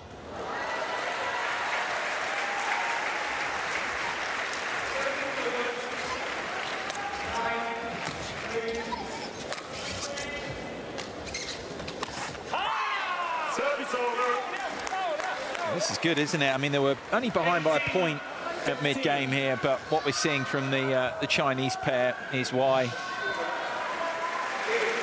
Yeah, they've definitely... were the favourites coming into this. That's what we're seeing a little bit now here, 3-point lead. Yeah, the change in tactic that they've made. I was complimenting all four about not being afraid to attack and to be aggressive, but what they've done is they've changed and they're not trying to play as aggressive as early. Satomi and Yamazaki have got great reactions and have been defending really well, so they need to break Satomi down. They need to push the shuttle right to back, get the weakest reply, open up spaces before they then choose what kind of attack to play rather than just hit smashes. Because Yamazaki and Satomi have got really good reactions. Their defending has been great this game. 19-16. All their brilliant stuff, the defending gold medalists, defending champions here. They're now in danger of losing this opening game.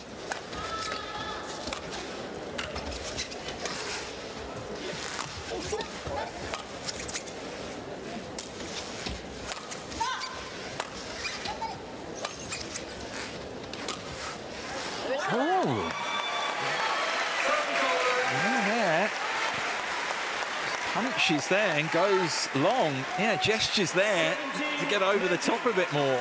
She was a little bit too far behind it, I think. When she was reaching it, it was too far in front of her, so she couldn't get the angle that she wanted, which is why it's went out the back.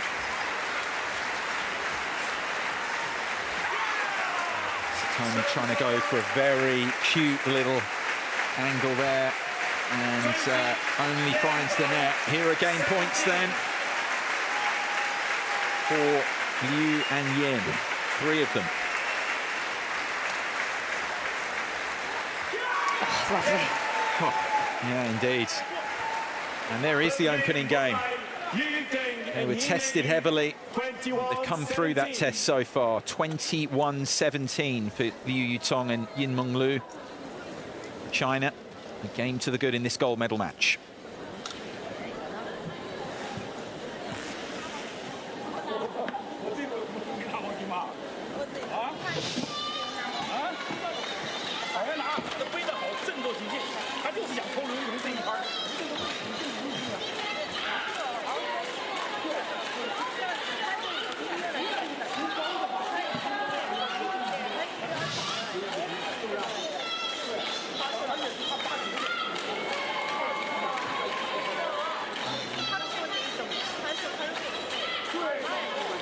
Numbers then from that opening game, 23 minutes of just pure entertainment.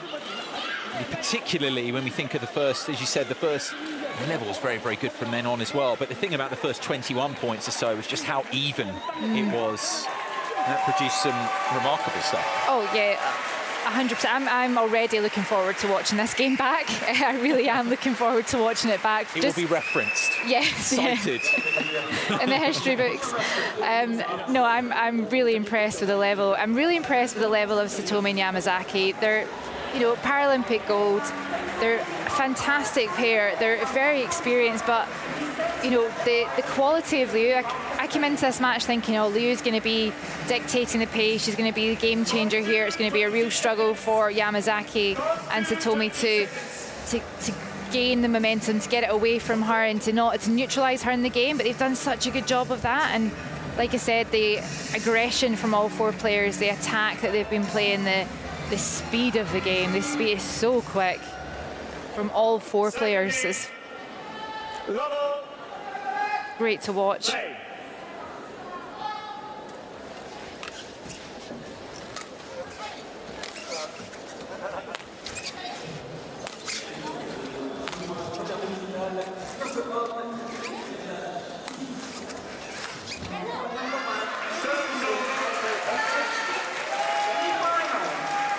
It's a good start.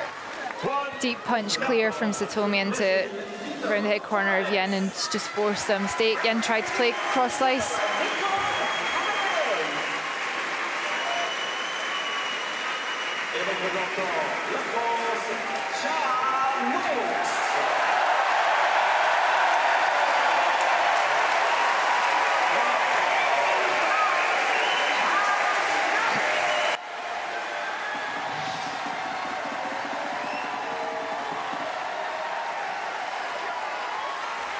Service over.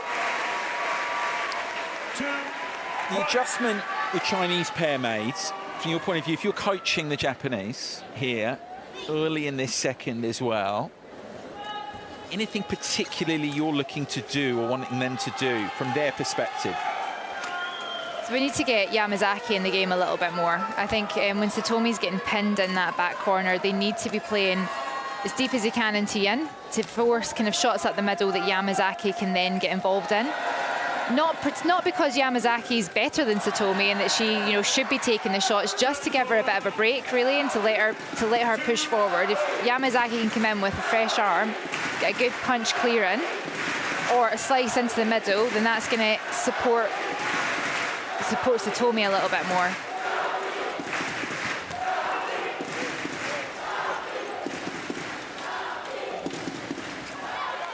Service over.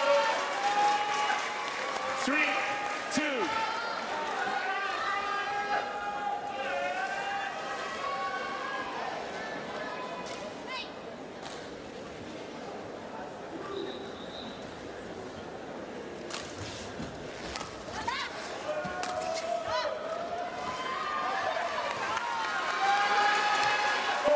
The point for the Japanese there. Yeah, it's a good punch clear. I think Liu was expecting it to go long.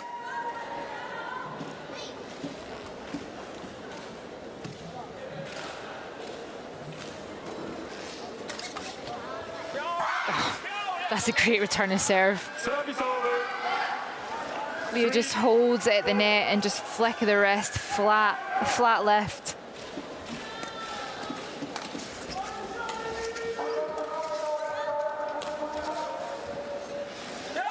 Wasn't. 4-0.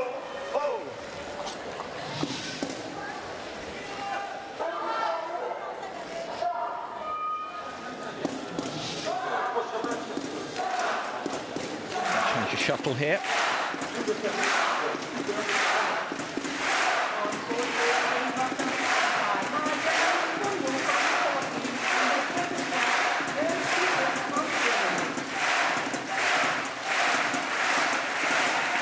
Oh, it's a beautiful shot from Yamazaki. Stop drop, so good. Right into the tram lines.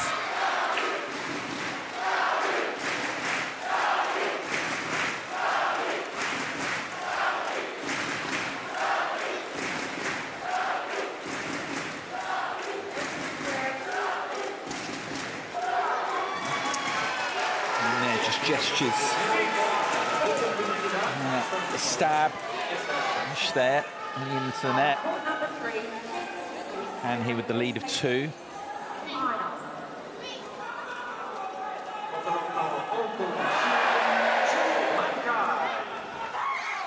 It's long. Great idea though. Again, like Satomi's trying to punch up that middle, and you saw Yin and Liu both moving in to get that shot, and it opened up a lot of space.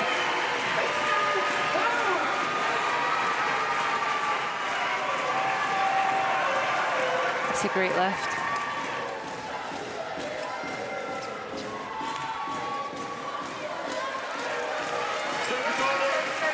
It's a slight mishit from Yin. She's taking it quite wide on that forehand side. She just hit the frame. And she looked down at the court there as well to the side of it, but she said it was all to do with the contact. And her partner there, ruthless through the middle. 6, 7. You cannot give anything easy to Liu. Devouring it.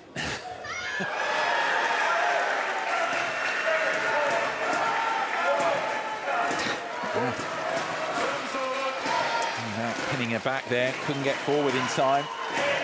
6.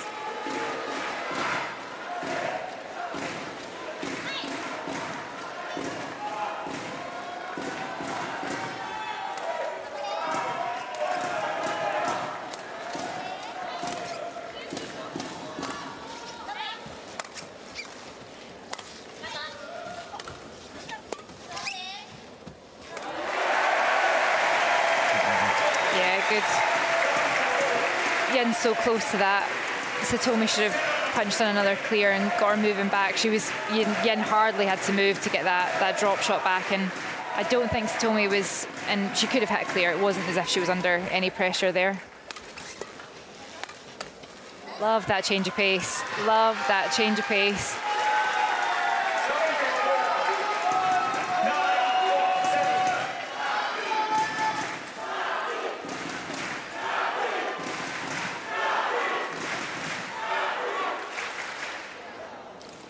Satomi. Bye.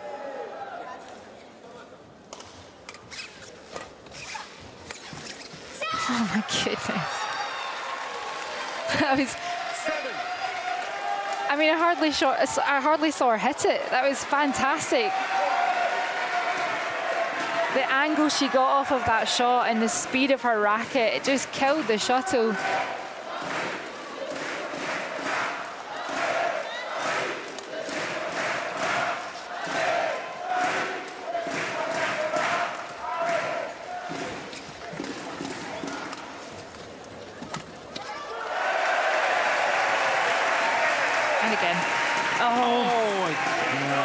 Aggression there. And Satomi.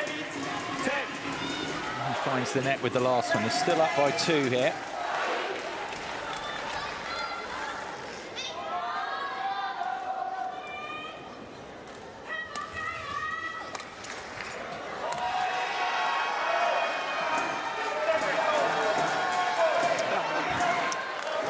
She knows it was the wrong shot. She should have went up and over Yin's head. And it turns straight round to the coach. Yeah, she's hit that straight on. She's straight onto her racket. Quick reactions from Yin. Poor choice from Satomi.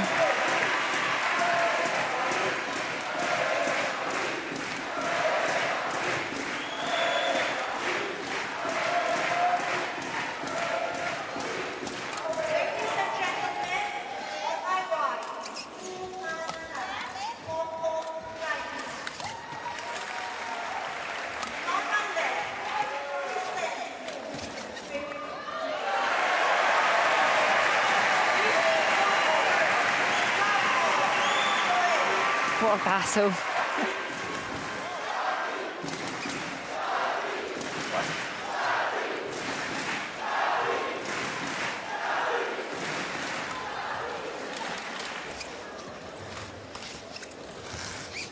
Oh, the tape. Oh. If it hadn't been. I mean, we could still be going. Yeah. And these are the margins, the fractions that this is being played at, this gold medal match. Still such a high standard.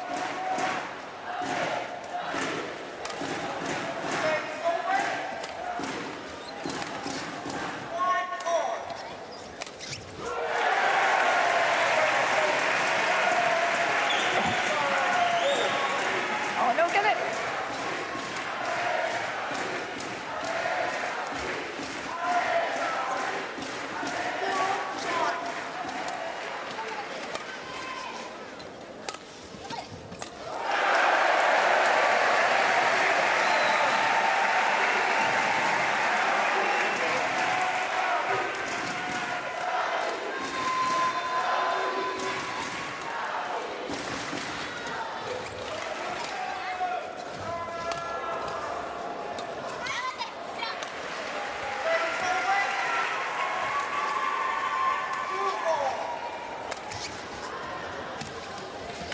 Oh my goodness.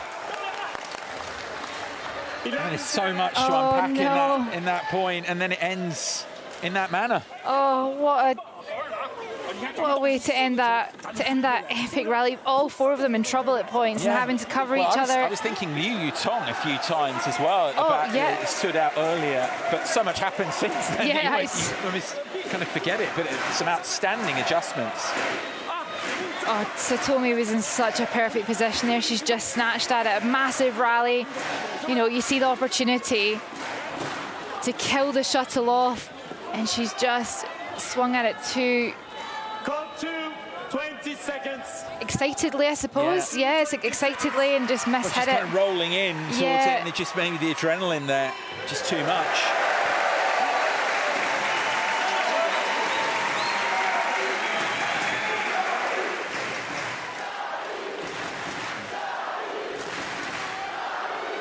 Chinese coach very animated at that mid-game interval. They might be ahead by a point here, ahead by a game. It knows this is still in the balance.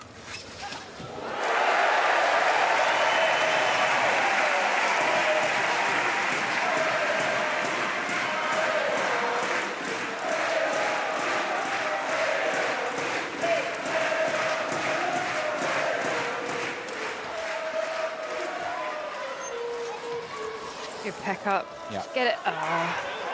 Makes it easy for a partner there. Yeah. Yiming Liu with the work. Yu Tong with the finish.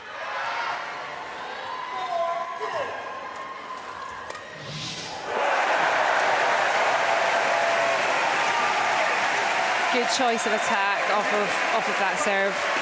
Just change the pace up a little bit.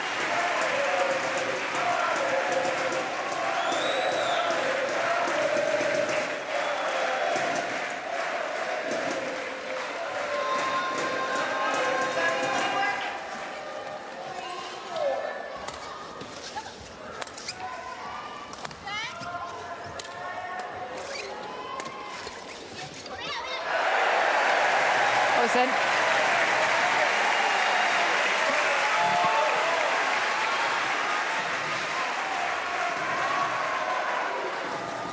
Great pickup from Yamazaki, took it virtually almost off the floor.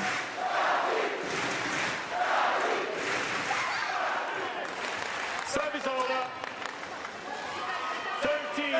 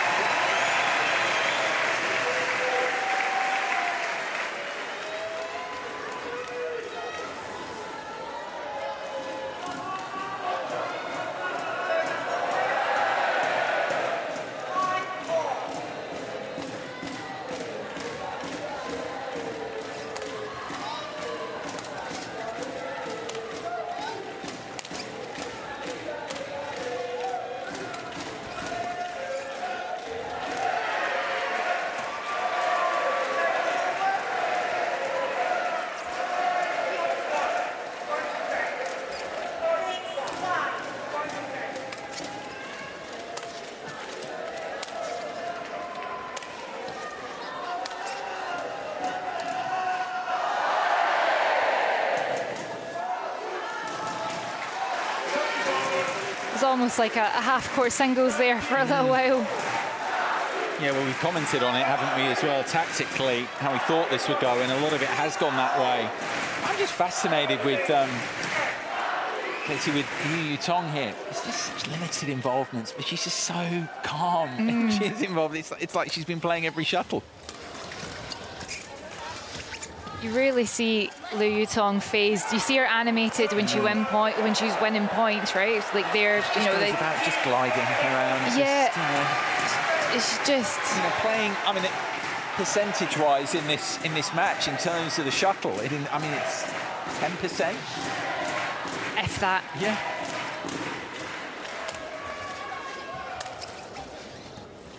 You probably put it single digits. I think you're right. I haven't been tracking that, but it feels that way. Be an interesting one to go back and track, right? Yamazaki there.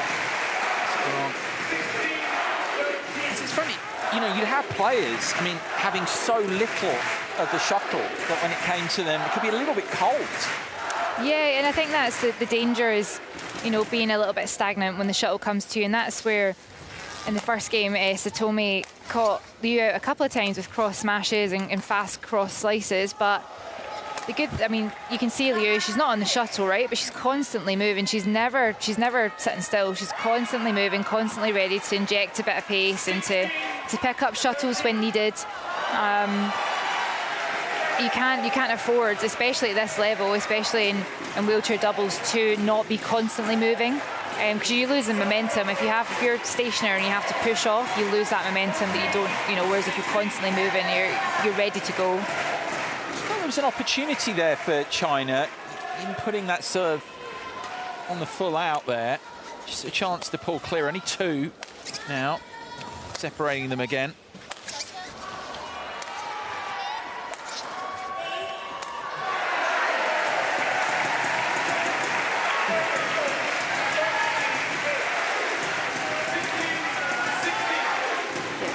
unforced error from Yin. Liu, quite demonstrative after that, telling her what she thought of it.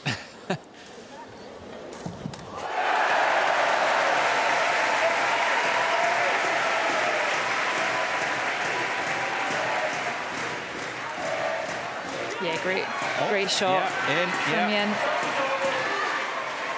Again, if Satomi could have come in and even just skied that, given themselves a little bit of time, a high left or something just above Yin's head would have been great. But you know, when you're coming at that speed and taking the shuttle quite late, it can be hard. You just got to get a racket to it.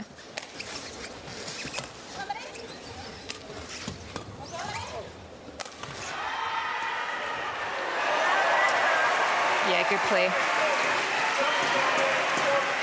That's what she needs to be doing. They need to be injecting pace, getting the shuttle right in behind Yin, getting the weak replies. Because even if that had come, you know, a couple of foot longer, Yamazaki's ready to attack.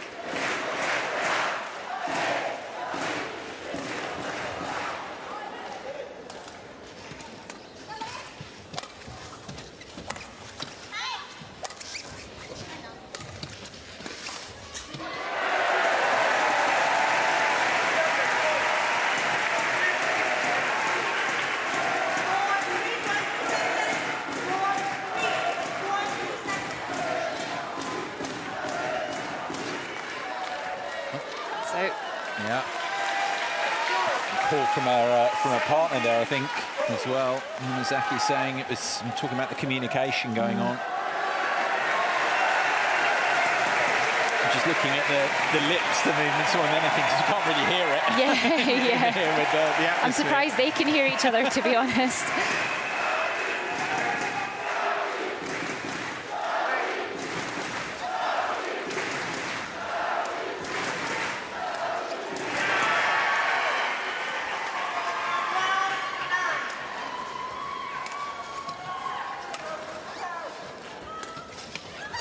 Good pick up. Yeah. Well reached.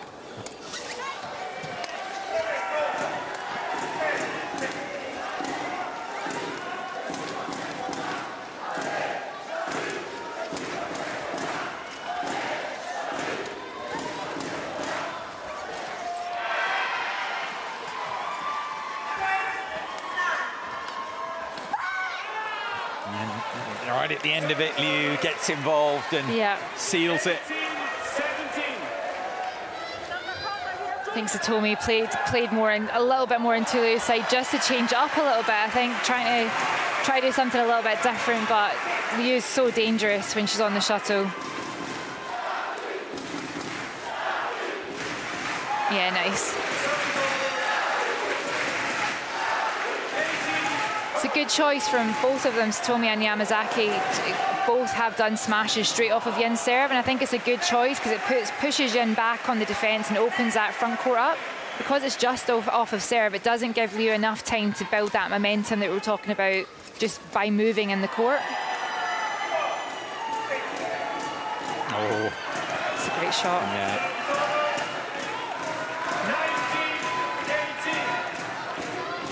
There's little variations, isn't it, there as well? Just going there, feathered touch.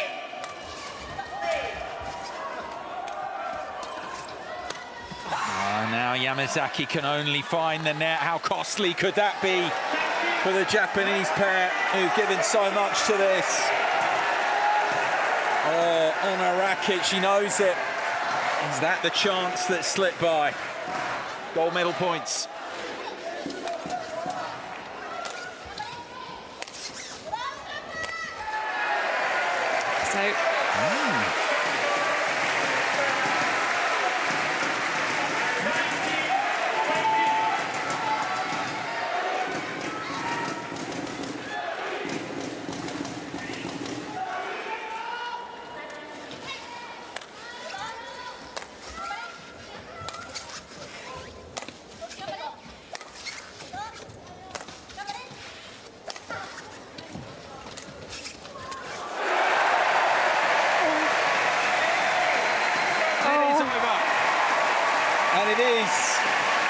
Case of one better.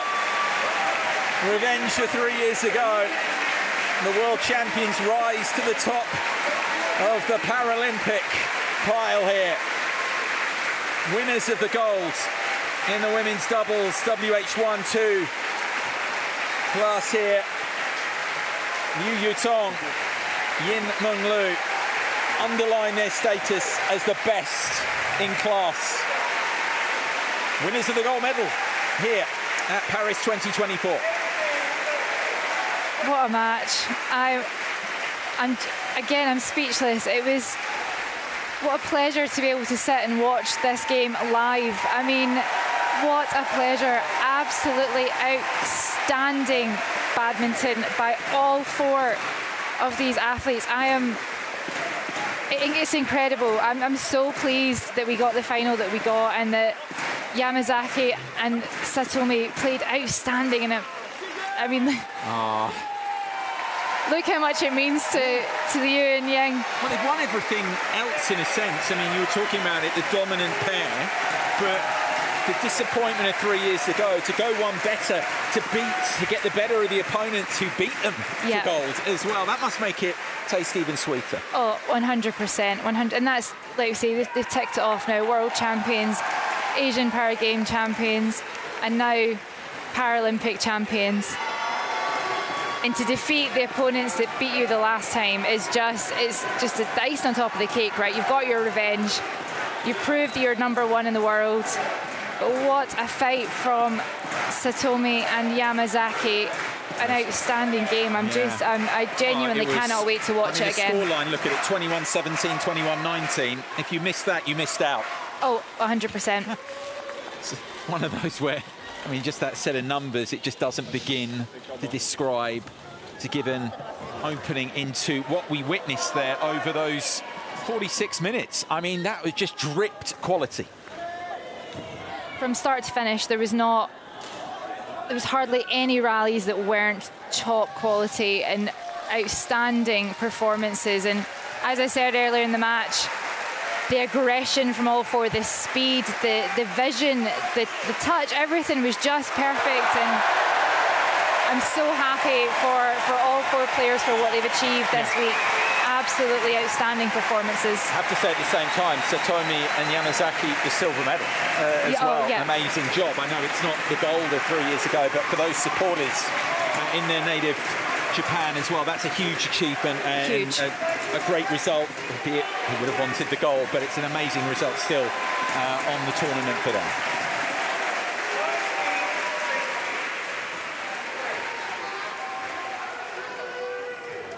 Well, those are the game 2 stats overall, just a small matter of 21-19 on their second match point. Those numbers actually just showing there was so little as well. Look at the match stats here as well. Not actually that much separating them on those metrics. Not at all. There. 2 very tight games, but both going the way of the top seeds, 21-17 and 21-19 there in the end for Yin and Liu. So they win the gold. Confirmation, of course, from earlier that Sujirat Pukum and Hanoi Wetwitan won the bronze medal with that victory. Silver for the Japanese, as we just mentioned.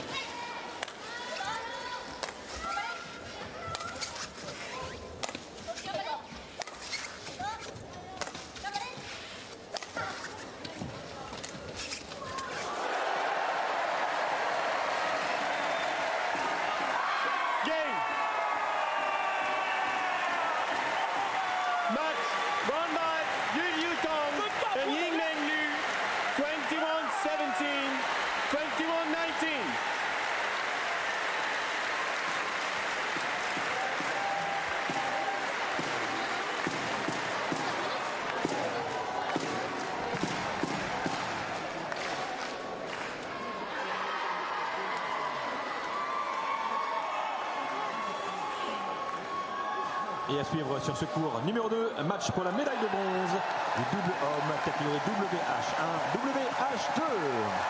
On court number 2, men's doubles, category WH1, WH2, bronze medal match. Et représentant le Japon, Takumi Matsumoto, Osamu Nagashima. So the bronze medal match in the men's doubles, WH1, WH2 combined classification here at Paris 2024. And all Japanese affair here. We've already had out Matsumoto Takumi and Nagashima Osamu. Taking on the pair you just saw there, making their way out.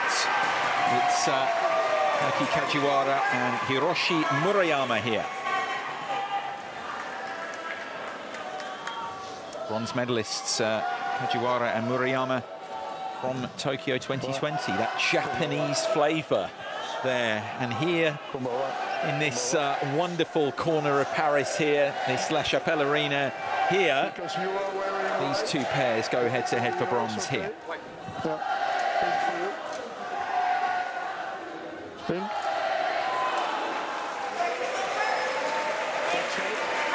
Serve or receive? You serve, who will receive? You will receive. Have a good match. Come. Go ahead, go ahead.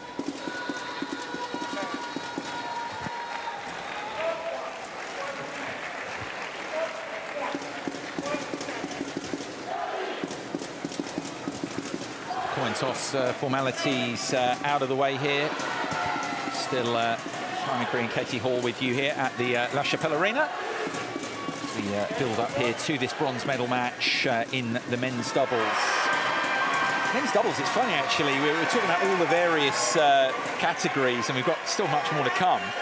We're saying that this event was tough to call overall. I mean, we reached the medal matches now in it because, of course, we had the 8 pairs to begin. These 2 of them here, and I know, you know, the word impressed goes through, but I mean, it's lived up to the billing. And you look at this match in focus, Katie, there could be more here. Yes, 2 same nation pairs, but 2 quality pairs.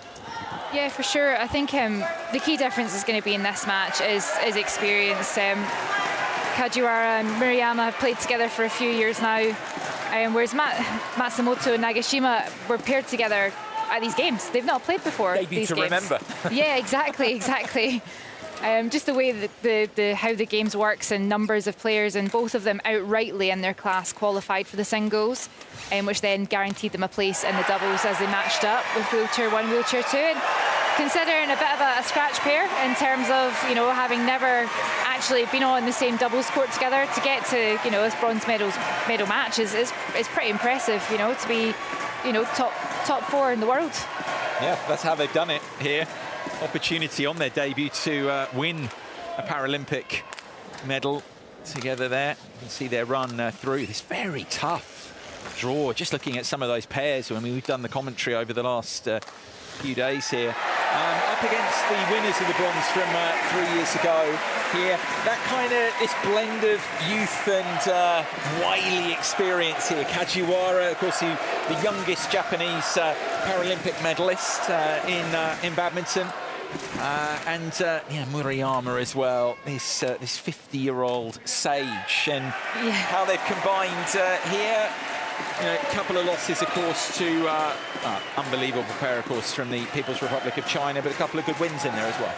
Yeah, definitely. And what I was really impressed watching Kajiwara and Murayama over the week is, you know, despite obviously Murayama being 50 years old now, he's so resilient. He gets everything back. He's a very, you know, he doesn't let the shuttle drop at all.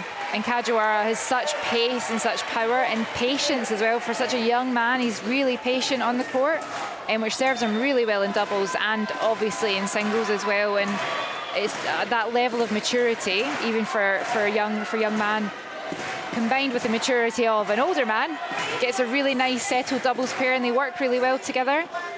Nagashima and Matsumoto, like I say, you know, first time they've played. They've done really. There's been a couple of times when we've watched them that, you know, they've kind of gotten in each other's ways. Like shots down the middle are going to be really important here for Kajiwara and Murayama, but they've done a really good service themselves. The wheelchair men's class is so difficult and full of depth from Asia and from Europe as well, that to get to these stages you really have to be the best. So they've done a fantastic job to make it to this bronze medal match.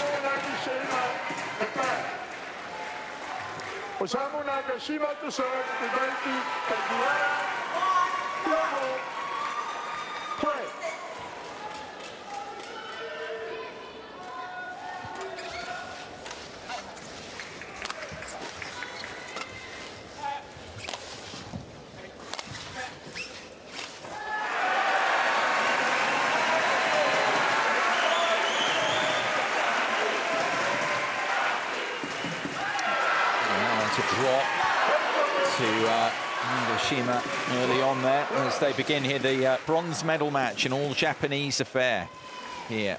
Bronze medalist from 3 years ago. The orange there, Kajiwara and Murayama taking on their compatriots, Matsumoto and Nagashima. That's where the medal's going to be affected. Like I said at the start, both in the first rally and in that second point there, Murayama and Kajiwara hit it up the middle. Both of their opponents have gone for the shot. They're not in sync with each other as to knowing who's getting that, and there's a little bit of a lack of communication to say, yep, it's mine, I'll get it. So, oh my goodness. Great smash. Yes. I mean, that's to catch him out as well with it. I know. It's got to be good. And it definitely was. Kajiwara caught by surprise. We all were. I was not expecting that. I loved your reaction. It just spoke for all of us. Pretty ridiculous, actually, that smash.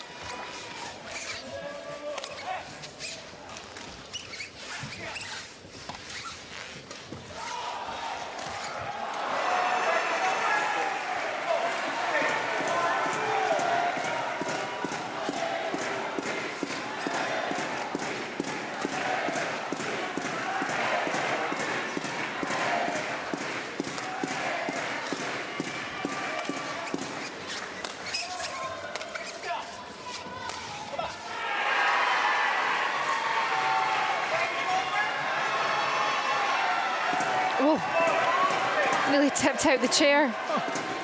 Matsumoto. And again. And again. Oh my goodness. Oh my. Matsumoto.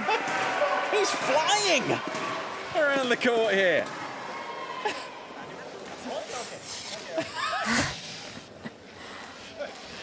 Kajiwara wondering, we should have won 2 or 3 points already there. Yeah, for sure. Oh, yeah.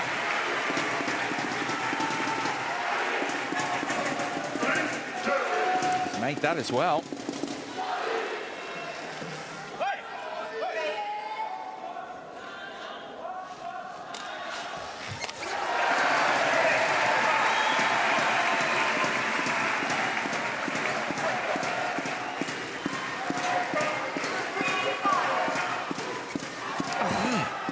That's from back beautiful. There.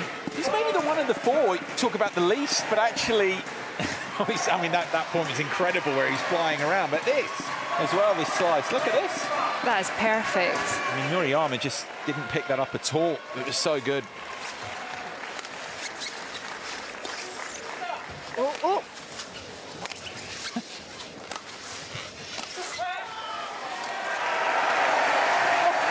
It's just the creativity here early on.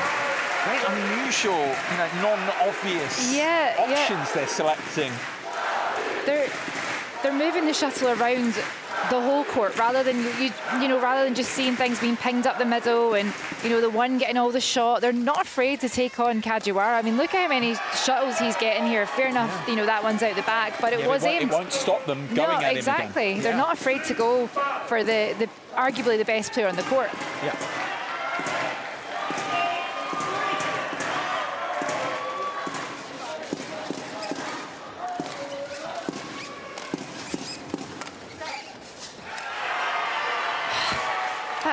That slice is delicious. It's fantastic. Good enough to eat. Again, come back to it, Matsumoto, this 30-year-old. Maybe, you know, in the build-up to this, going a little bit under the radar. I mean, Nagashima has done well, you know, through the draws. We've seen a bit of him. You know, you're absolutely right. We haven't spoke a lot about Matsumoto, and in the wheelchair two-men singles, it was only top player that went through. So we've not seen him in the final stages. We didn't see him in the semi-finals. There's the big four. They're the badminton equivalent, sorry, of the big four in his class at the moment. And with a couple of them getting towards the age of retirement, he could be up there as one of those next big four, along with Kajiwara, along with Yu Soo-young.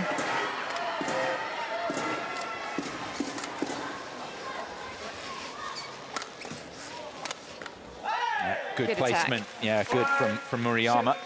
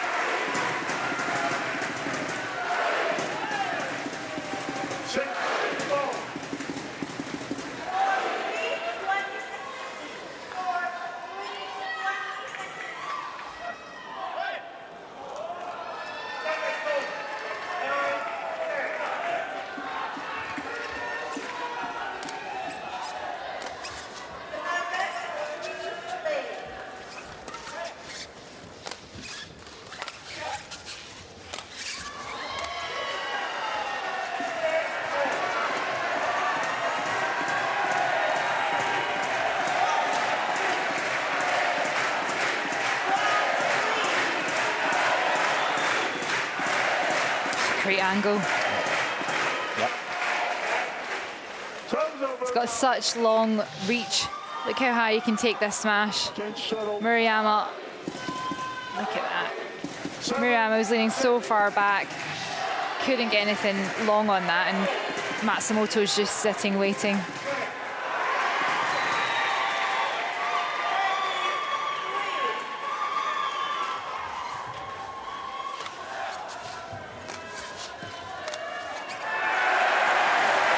That slice again. Perhaps he is so far these, you know, first 14 points that we've had. I mean, he's perhaps been the best player as well back on that point. I mean, Matsumoto, just for key involvements. Oh, 100%. He's very much been a key player in this game. He's. That would have been outrageous. Again, what is it? It's kind of hook. Yeah, a bit of a windmill is what we call it, a bit of a windmill. Smash. Yeah, they're creating new shots here. Yeah. Those two in white.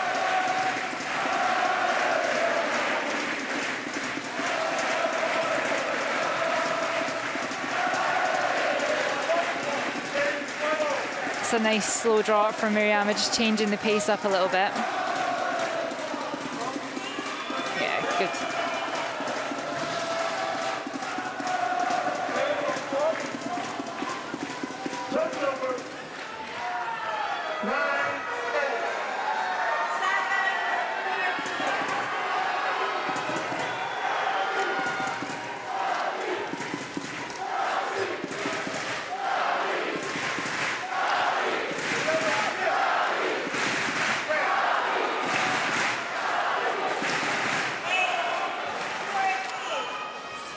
This is ridiculous. Oh my goodness. Matsumoto. I mean, look at this. His partner can't believe it either. I mean, incredulous as we all are. Like, you've made that? But the point up to that was just incredible. Such great work from Matsumoto.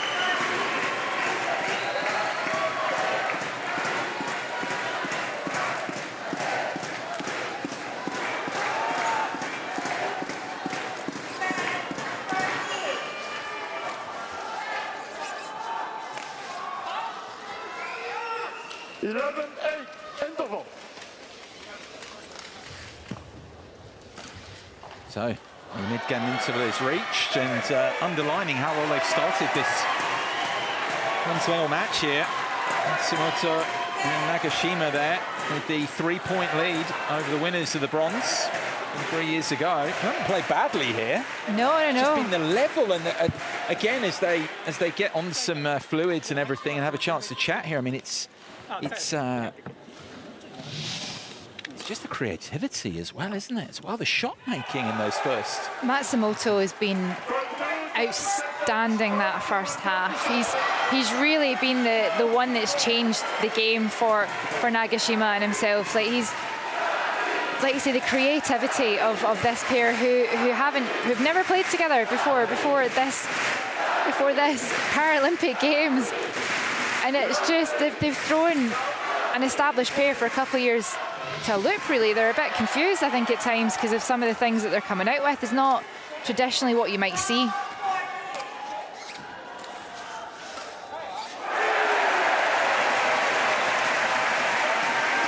Shot from Nagashima, fantastic angle, really fast slice. Kajiwara and Murayama in big discussion here. They've fallen now 4 points back.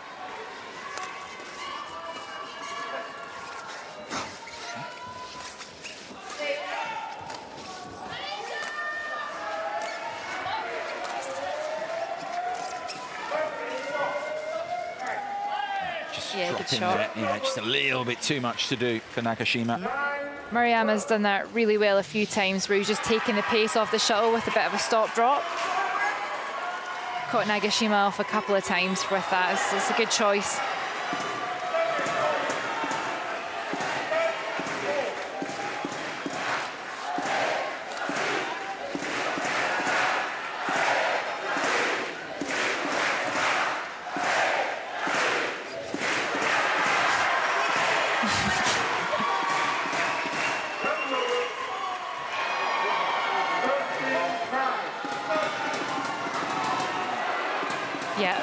On the line. I feel bad I've not given Matsumoto more attention over the week, you know, like absolutely incredible scenes here. Yeah, it's an absolute clinic in shot making here. And then Nagashima in with that, combining beautifully here. Remember, this was on debut as a pair. Yeah, they've had a few matches together now, but this is a bronze medal match at the Paralympic Games. You'd think they were the ones who at the moment had won the bronze 3 years ago, had played together so much as Murayama and Kajiwara have done. I think there's a little bit here at the moment as well, Katie, that Murayama and Kajiwara here just thinking, okay, this level can't continue. We'll get a chance here, we'll get a chance to come up. You can't keep making those shots.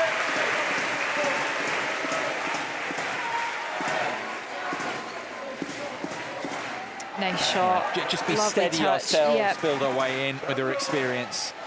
Because, yeah, the level from Matsumoto and Nagashima has been quite something. There's his experience. I'd be really interested to know how often they played each other in training, especially leading up to Paralympics, because Nagashima and Matsumoto haven't had a chance to compete internationally before the games. I'd love to know how well they know each other's games and how, you know, they'll know each other pretty well, but just Kajiwara and Murayama seem a little bit surprised by some of the things that are coming out here, and I'd love to know if that's a similar style to how they play in training. Yeah, it's a fascinating question you raised there. 3 points in a row now. The Tokyo 2020 bronze medalists going to fight their way back.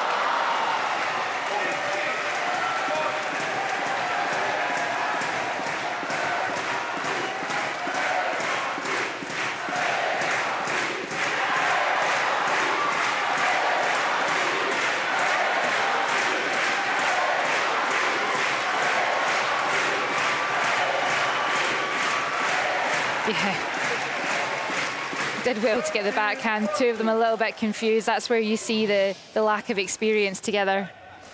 Yeah. Exploit that more and more.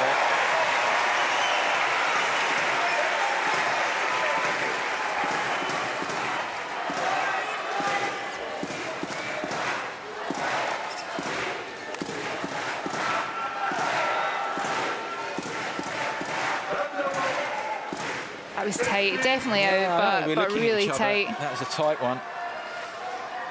Good though, and Matsumoto and Nagashima back with the service. Oh, and Nagashima straight into the net to hand it back.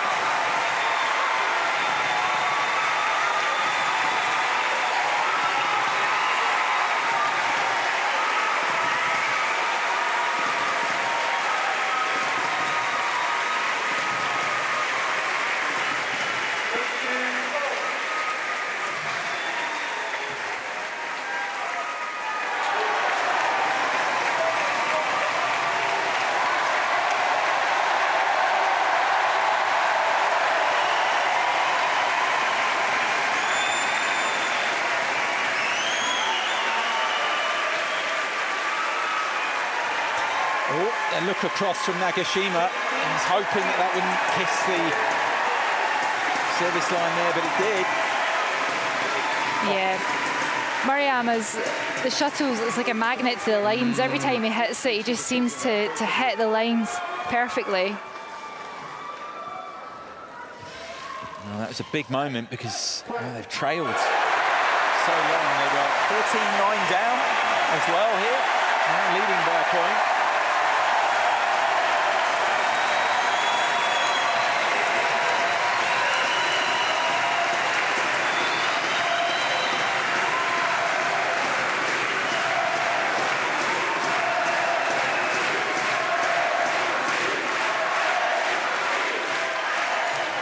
You know, the point you were making before, we have made it, but the fact that this is unbelievable, this performance here in a bronze medal match debut event. Just seeing here whether these two are exploiting a little bit of that lack of playing time. Yeah. We've seen it a couple of times where, you know, Matsumoto's come in for a smash and he's not been in the right place, and his partner's kind of all over the, you know, they're not in sync with each other, kind of, you know, they're playing, they're not playing for each other at times. No, they're kind of playing unbelievable level, but playing a bit individually at times with the shot selections that have been so creative. I think that's where it's caught, that's a good switch. I think that's where at times it's caught Murayama and Kajiwara off guard, is when they have played these unconventional shots, these ones that they're not expecting. But the more they get into that style of play, the more they'll be able to, you know, anticipate it and exploit the kind of the inexperience of the pair that they're playing against. Murayama there straight at Nagashima. Great placement. This would be some opening game for them to win, considering where they were earlier. Still a lead of 2. Change. Yeah, they led 11-8, Matsumoto and Nagashima, and then led 14-9.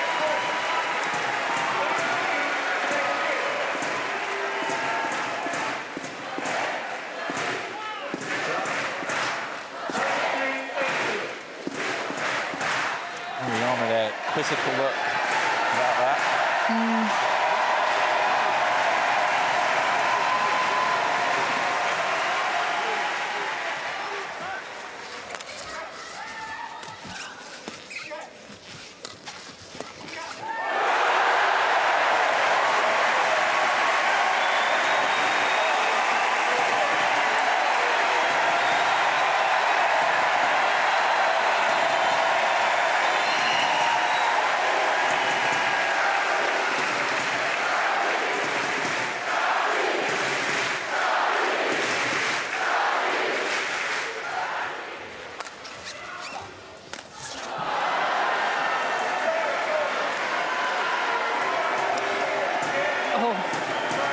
See it.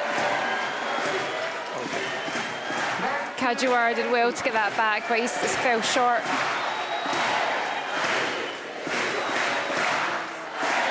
Fluctuating now, isn't it? With the service, trailed by a few here and now. 2 from the opening game.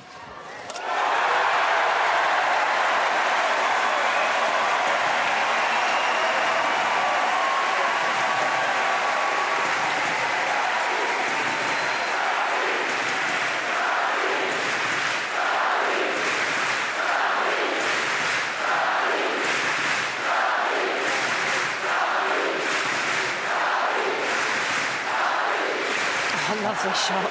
A stop drop into the tram line. So look how long Kajiwara held his racket. He could have hit anything from there, but that stop drop is so deceptive. It's one of his real strengths, is his racket preparation and how long he can hold his overhead.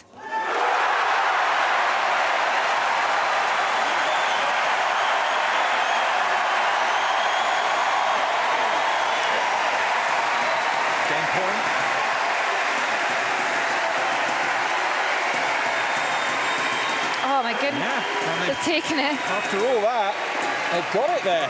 Two very quick mistakes from Murayama.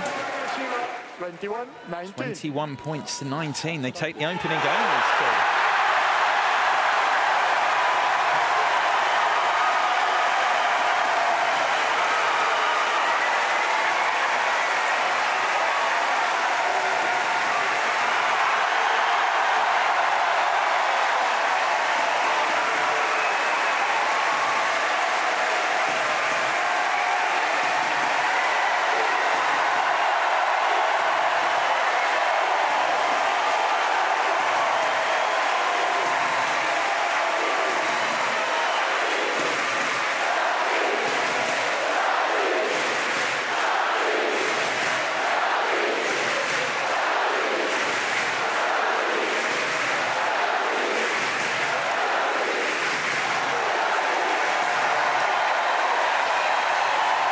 Then from that opening game, 21 minutes, and it was topsy-turvy, really. I mean, Matsumoto and Nagashima in the end having led 11-8, 14-9.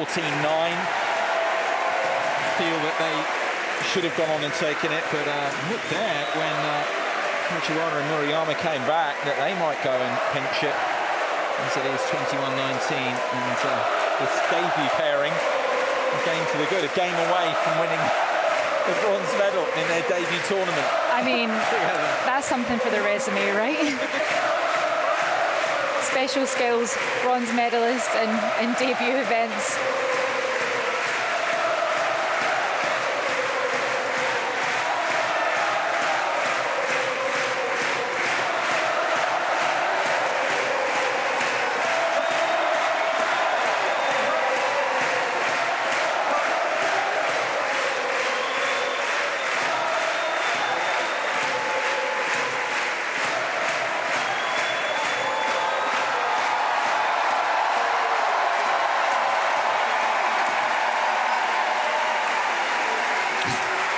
That is wild, but well, you say that, but I mean we're now not so surprised about it because you've seen this from these two. Look at this. Look at kind of a see you later over the shoulder.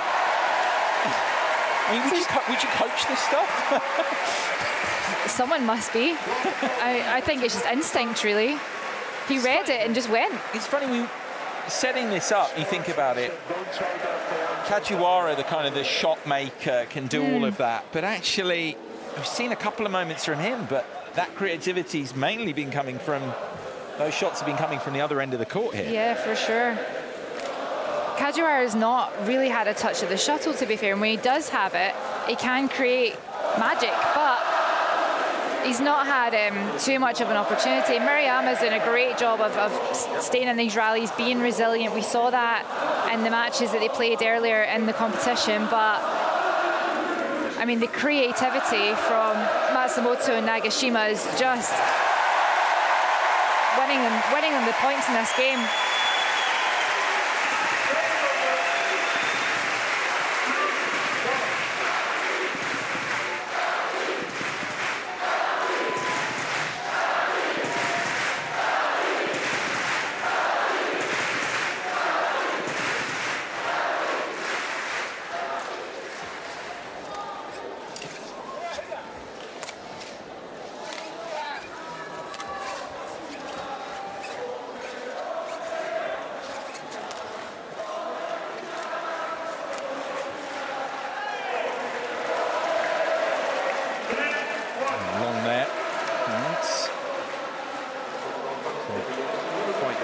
Into this, these two.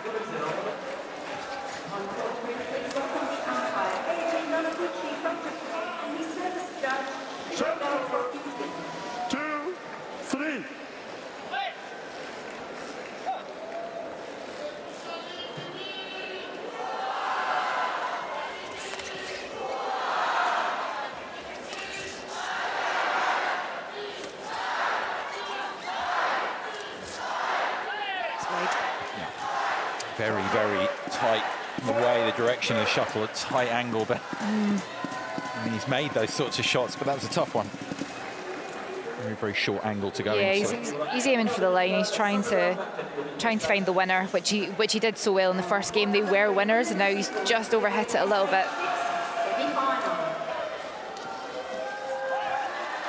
Yeah, good shot. Nagashima. Stop it.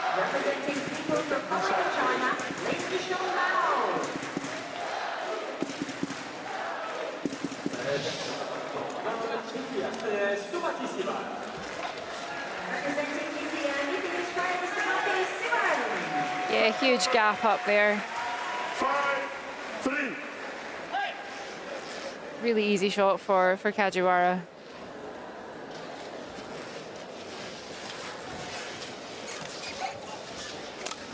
Good smash. 6-3.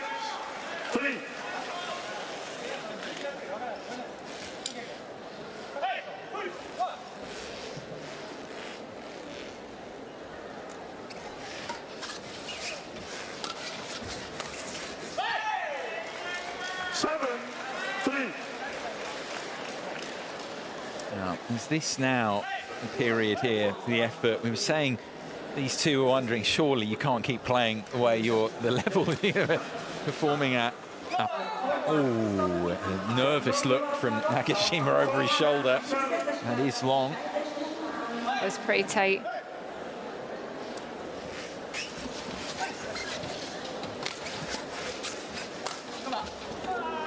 Yeah, good play from Murayama. Good change there. Big smash.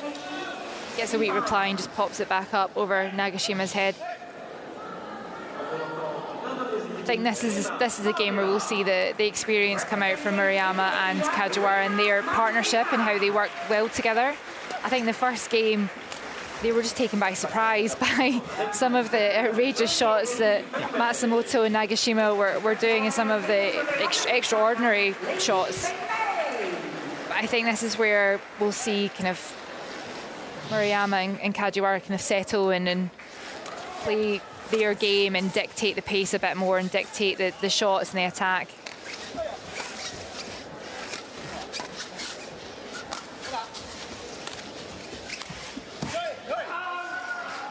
Oh, he was trying to dictate there.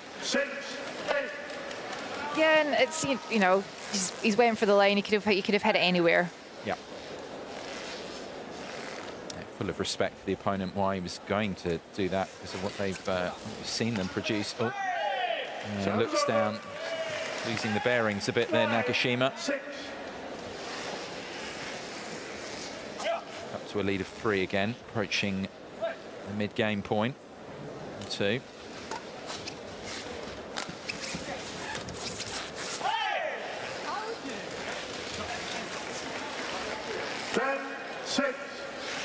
Back up now to 4 here. Relative hush around the La Chapelle Arena. Oof. He was so close to Nagashima's head there when he hit that round the head. Yeah, that's the one. Sort of relative hush and then builds up again, not for long. It's just such good atmospheres. And we are through to the mid-game here and a pause for breath. 11-6, the lead here for Kajiwara and Murayama over these two. Yeah, I think we've just seen in this first half just the difference in the sort of level of playing. You know, Kajiwara and Murayama being an established player for a few years now. Itself now, the photographer was too close to the line yet, so she couldn't call, but he's left. Sorry.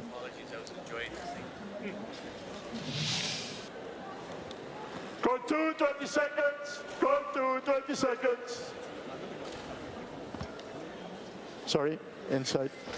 Towel. Arigato. It's okay. It's okay. 11-6. Play. Yeah.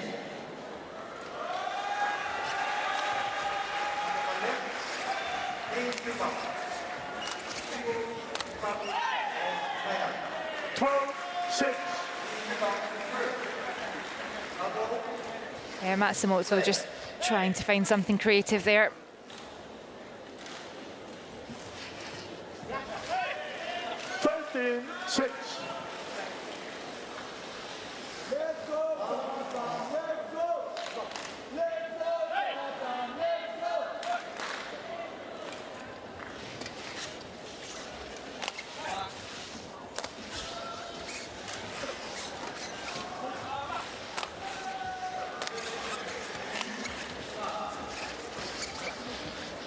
Yeah, good play.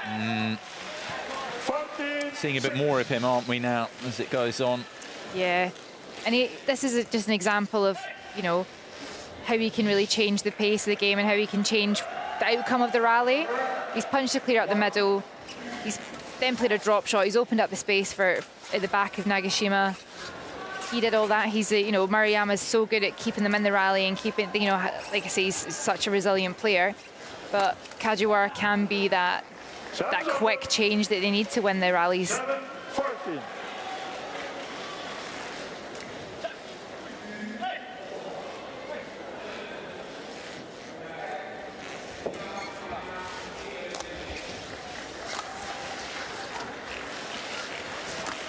Okay.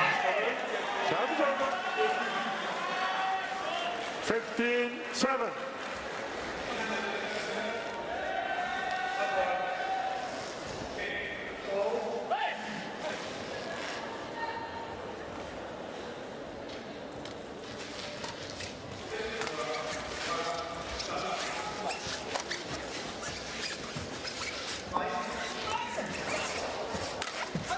Oh, I was about to say he's just taking this by the scruff of the neck, Kajiwara. And he's pulled that in the end. And this, talk about the athleticism there. I mean, Matsumoto, has he made that back into play? The angles they get themselves. I mean, some of these players are virtually, they're horizontal sometimes when they hit the Chateau. And he still gets the control.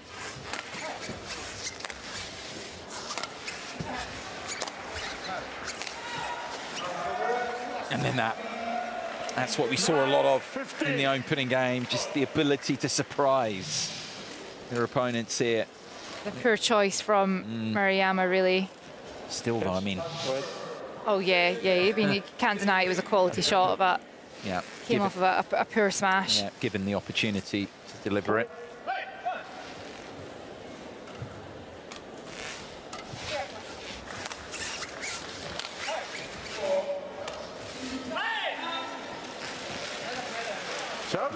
Had a lead of 8. It's back up to 7 now.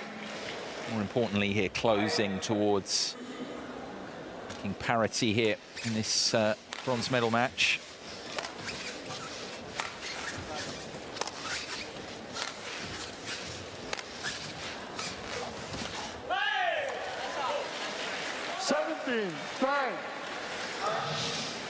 He does that so effectively, Maruyama. Like, we saw a lot in the first game. The angle he gets, he just stops the shuttle. That stop drop is brilliant, and it's almost unreachable.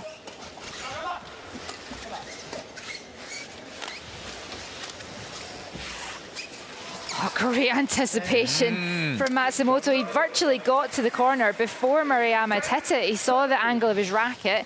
Look at this. He sees the angle of his racket. He moves before he's hit it.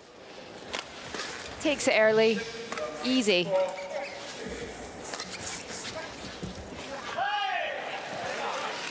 Time's over. 18-10. Lead back up to its biggest margin in this game at 8 here. Miyama with the service.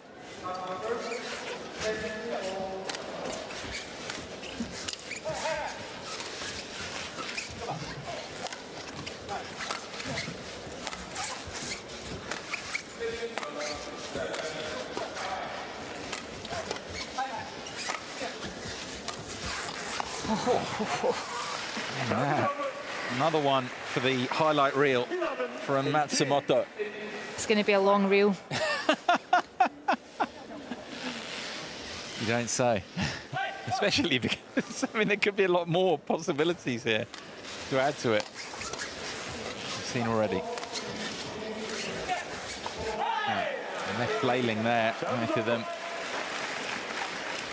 It's almost a winner every single time. But Murayama's in that kind of midsection of the court. The shuttle's high, the angle that he gets, and he puts it down so quickly and so close to the line.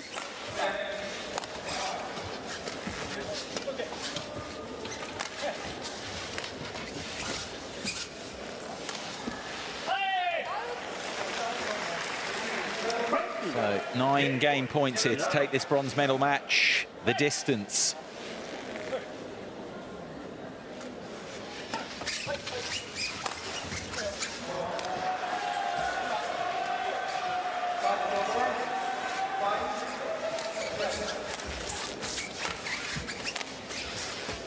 Great shot. Serve is over. 12. He's got such great reach, and when the shuttle's coming flat to him, he can do anything with it. There was a huge gap up Kajiwara's right-hand side, up the tram lines. He spotted it, and he's just put it in perfectly, saved a game point.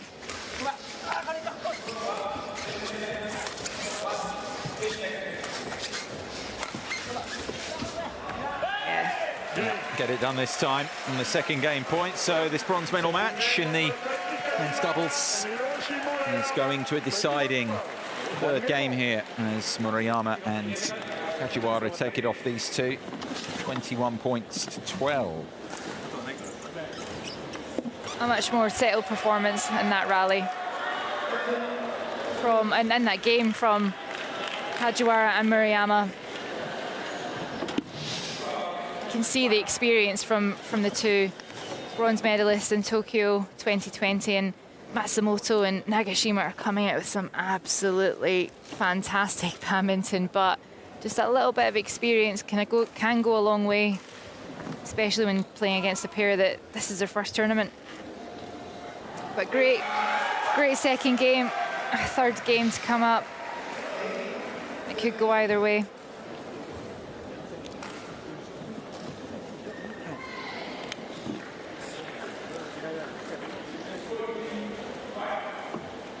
Couple of stats from game two, just 15 minutes, 21-12 to Kajiwara and Murayama. So close, isn't it? You know, that two consecutive points to Matsumoto and Nagashima and 6 to Kajiwara and Murayama after an epic first game, 21-19.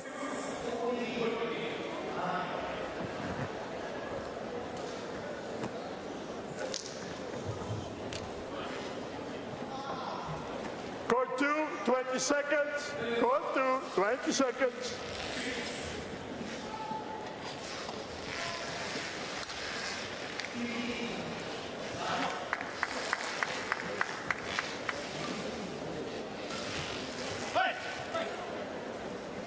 Final game. About to get started on this third and final game in this bronze medal match. What a match it's been so far.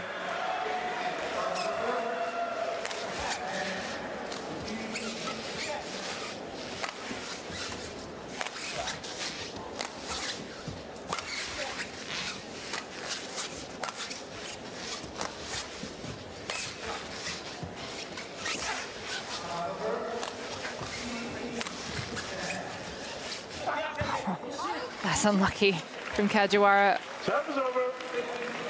Built up the point brilliantly.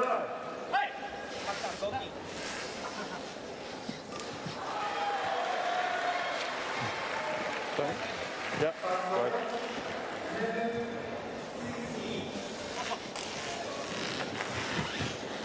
Thank you. 1 love. Play.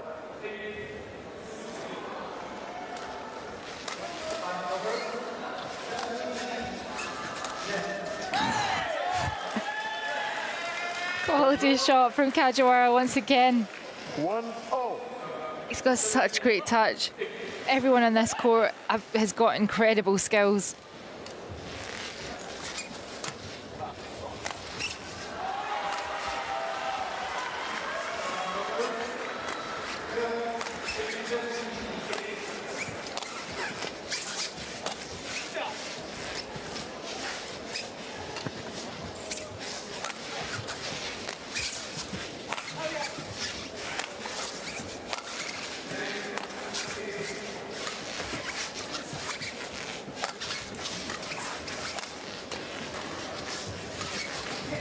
Oh, that deadly shot from Murayama again. Just a change of pace up. He's hit so many fast and hard smash drives, and then just changes the pace just suddenly. It's really hard to recover from that when you're pushed so far back in the court. He's a really smart player.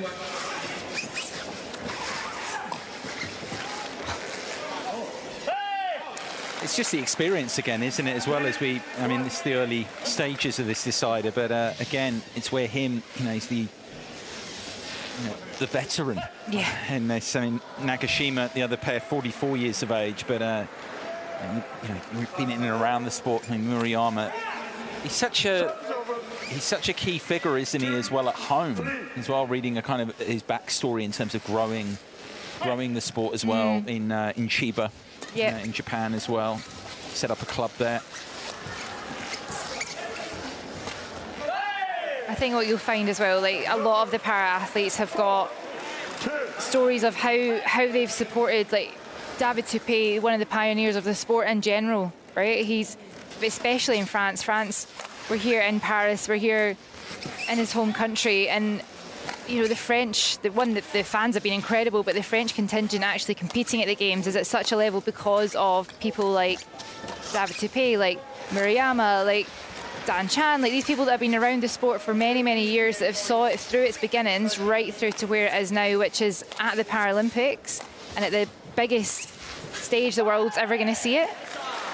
And they have such, they're not just, they're not selfish people, not saying sports people are generally selfish, but they give so much back and they want to see the sport get to that next level and that next level and that next level, and they're such key figures in where it is today, for sure, especially the depth. I mean, the depth of, you can see the quality here, the depth of players coming out of Japan across all classes, wheelchair and standing. It's great. It's great to see that these players are still giving back.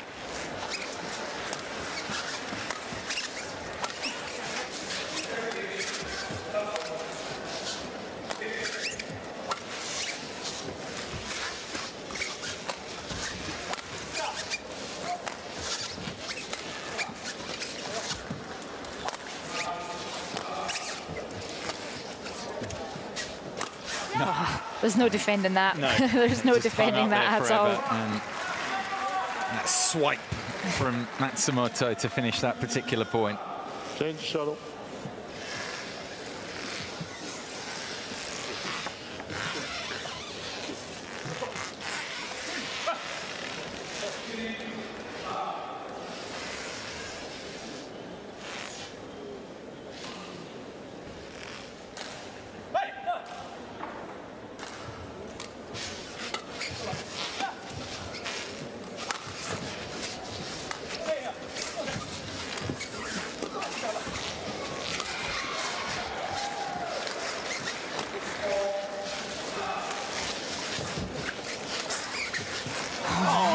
Flailing there, didn't he? I mean, just had him kind of on the end of a piece of string.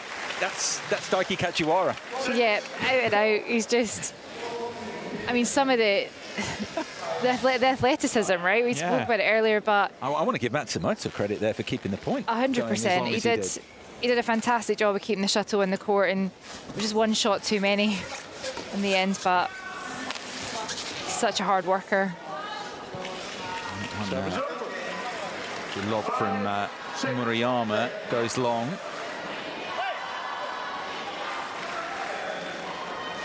Taking that second game, but they can't get away here in the decider at the moment. Oh.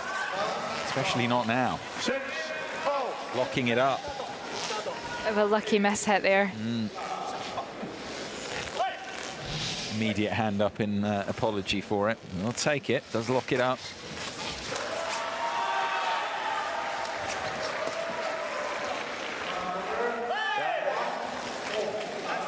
Serve's over. 7-6.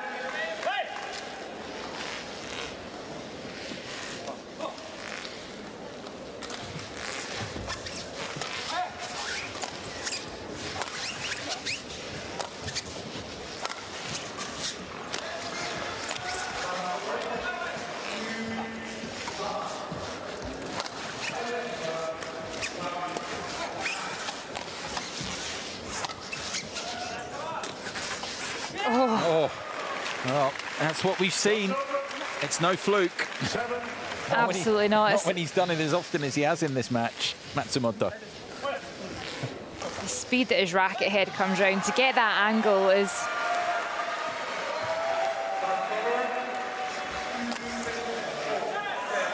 See that go long, aggressive from Kajiwara, but not accurate enough that time. Don't shout before the call. And just being warned there not to exclaim before the call, the end of the point. They've all been given into trouble for that so far this match. I think just the enthusiasm of knowing that they've secured another point. It's just slightly before the call from the line judge, and what there's always what you don't want is to influence the line judges. Of course.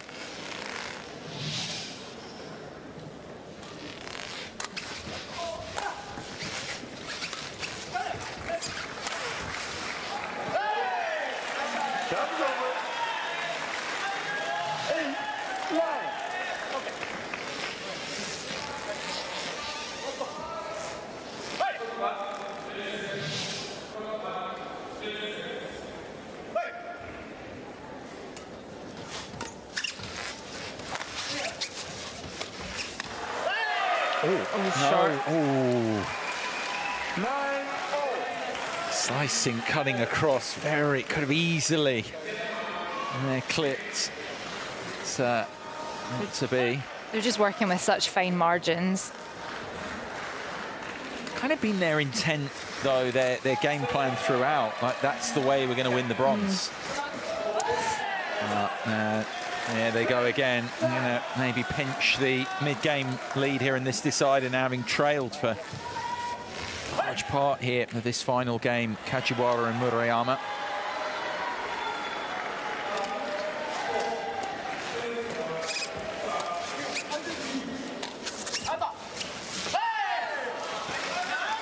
There you go. That is the lead for them. A couple of points at the mid-game here in the decider for the bronze medalists of 3 years ago.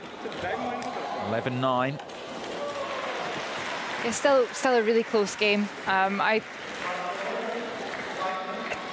The experience of Kajiwara and Murayama, I think, will come out to play in this second half. I think they're experienced enough to not let it run away from them. However, Nagashima, I might be contradicting myself here, but Nagashima and Matsumoto have been playing really creative badminton and been finding angles from nowhere at times and hitting fantastic winners. So again, I wouldn't put it past them to also take the second half of this game. It's very much anyone's game, I suppose. Yeah, go along with that. 2 points, the difference.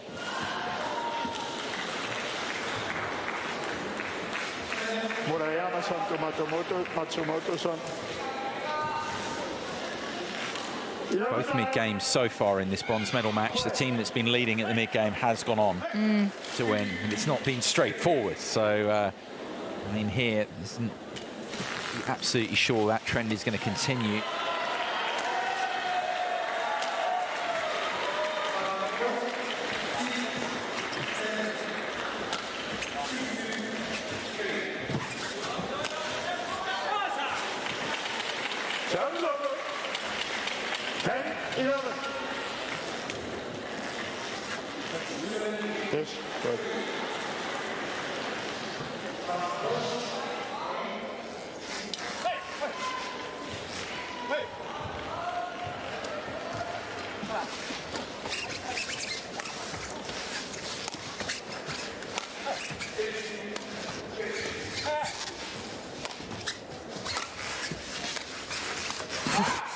Fantastic shot from Matsumoto.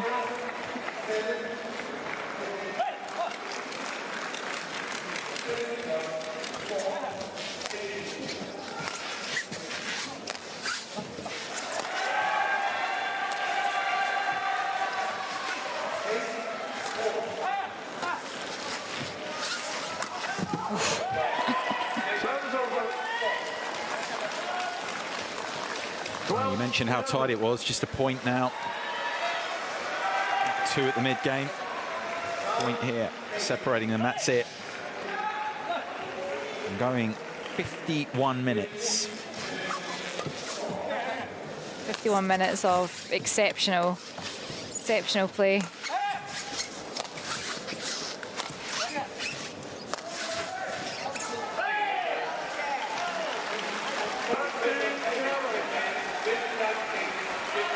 That lead back up to 2 that they had. That's the mid-game.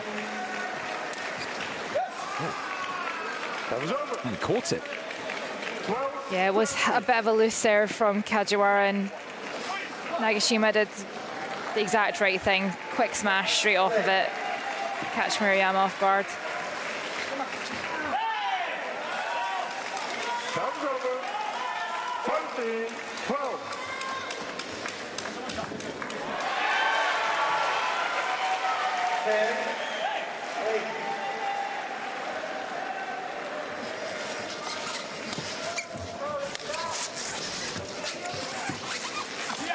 Oh, beautifully done there.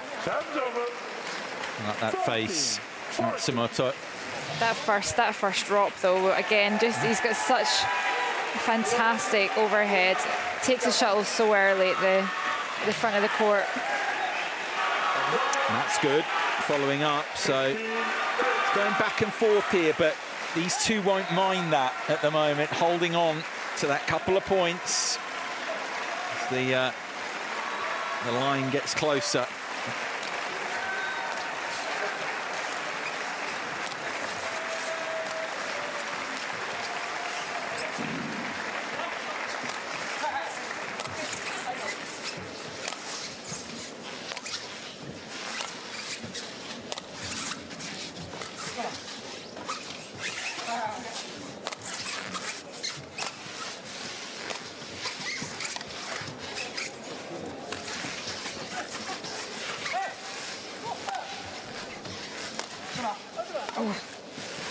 Gone wide.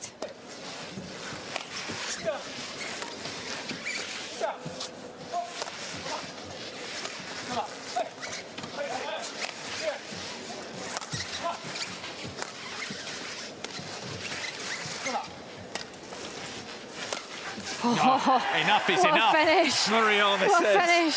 And another spellbinding point from these four tremendous athletes here. Look at Kajiwara's reaction there to that smash.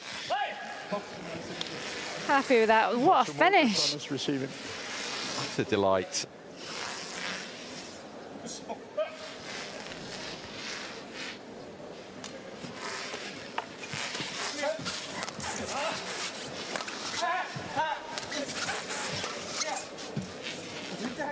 Oh, well in. Oh, yeah. 17-13. Matsumoto looked to his partner there because he was there. It's just so well placed. Look at this. Just watched it land. Oh. What's that feeling like when you see that drop in? Oh, don't. Especially when it's at big points and you watch the Chateau land in, it's just... I don't know how to describe the feeling, to be honest. Heart sinking doesn't describe it a bit more, yeah.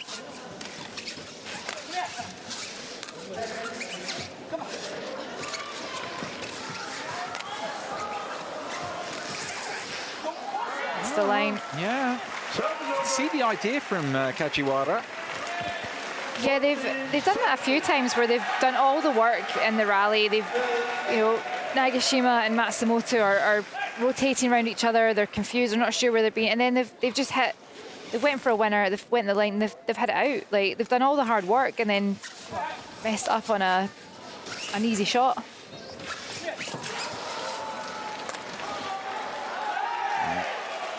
Matsumoto loses his bearings there on that one. And he's starting to run out of time here. This one. I call them the scratch pairing because they have been this week. Yeah. First tournament together.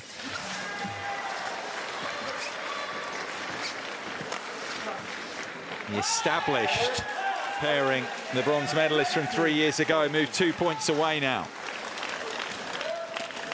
Yeah, we've just seen over the second game and then, you know, the majority of this game, we've just seen the experience come out really of Kajiwara and Maruyama, and it does make a difference. Oh, Murayama again, even better So to take them to fast. the brink. So fast to the service line, takes the shuttle really early, and that cross-court push is just delightful to watch. 6 bronze medal points.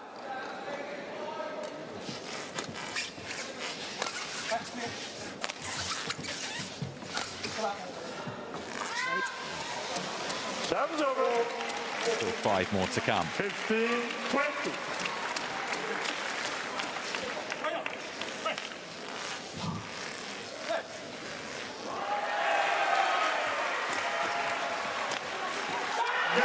They've done it.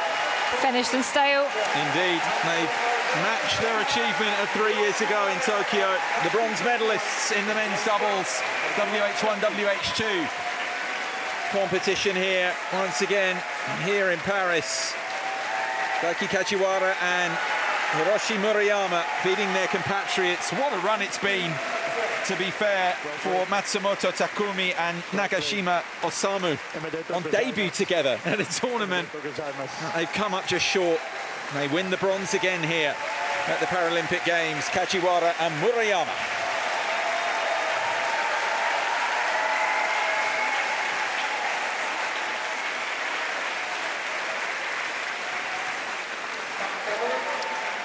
Another, well, just under an hour of pure delight there. I mean, just what entertainment for 57 minutes there, those 2 Japanese pairs provided.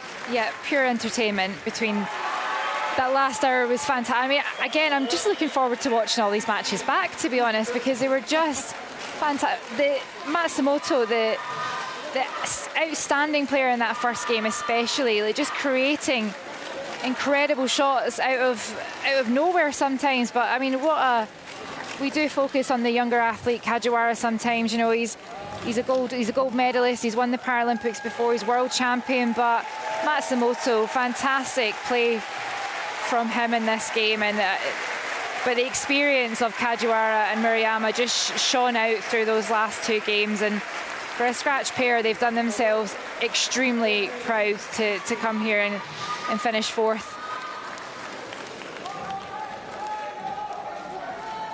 Third and 4th, of course, for Japan. That was guaranteed beforehand. This all Japanese affair going the way of the pair who won the bronze 3 years ago in Tokyo. This time in Paris, it's again Kajiwara and Murayama from a game down. They win the bronze in this men's doubles here in Paris.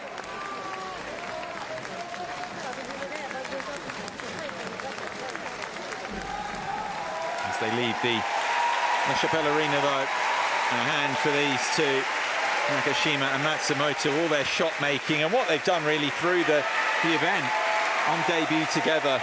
It'll be interesting to see how they go as a pair at the major events now, because you would think they'd be playing together a lot more. I mean, after that debut, to remember. I mean, it would make sense. It would make complete sense for them to continue playing with each other past this tournament. If they want to, you know, fight for LA in 4 years' time, then it makes sense. Absolutely. Young enough to do it. There the numbers. That was from game 3, the deciding game overall there. And the match stats just under an hour. And as we say, I mean, yeah, just interesting, that experience, I think, there in the end from a game down. They didn't let it get to them and just set about pulling it round, which is what they did. So the bronze medal decided, Kajiwara and Murayama matching their achievement of 3 years ago. It means, of course, that the gold medal match still to be played. But yeah, joy for Japan and the former Kajiwara and Murayama with the bronze.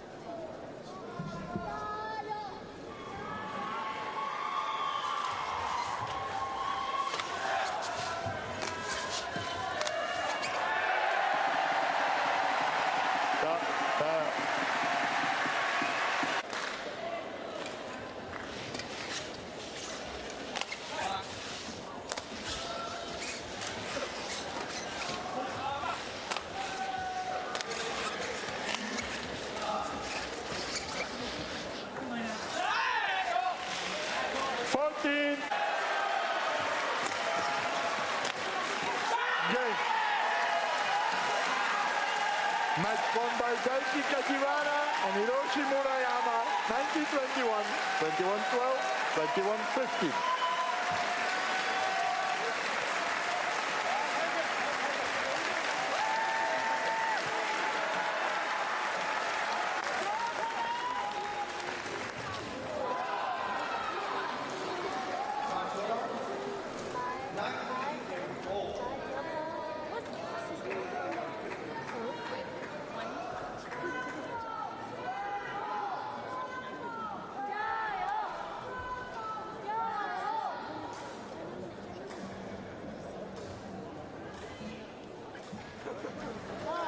Et mesdames, messieurs, sur ce cours numéro 2, c'est le match pour la médaille d'or du tournoi double homme, catégorie WH1, WH2. On court number 2, men's doubles gold medal match in category WH1, WH2. Représentant la République de Corée, Jong Jae-woon, Yoo So-young.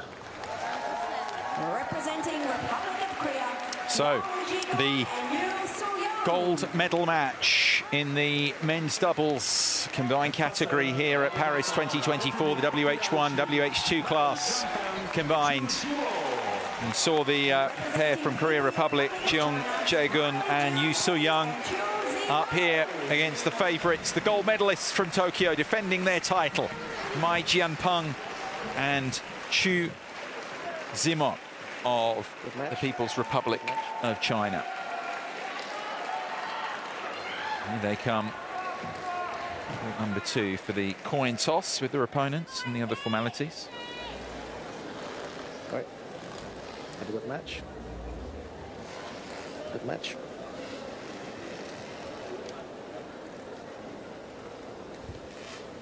All right, we do the toss.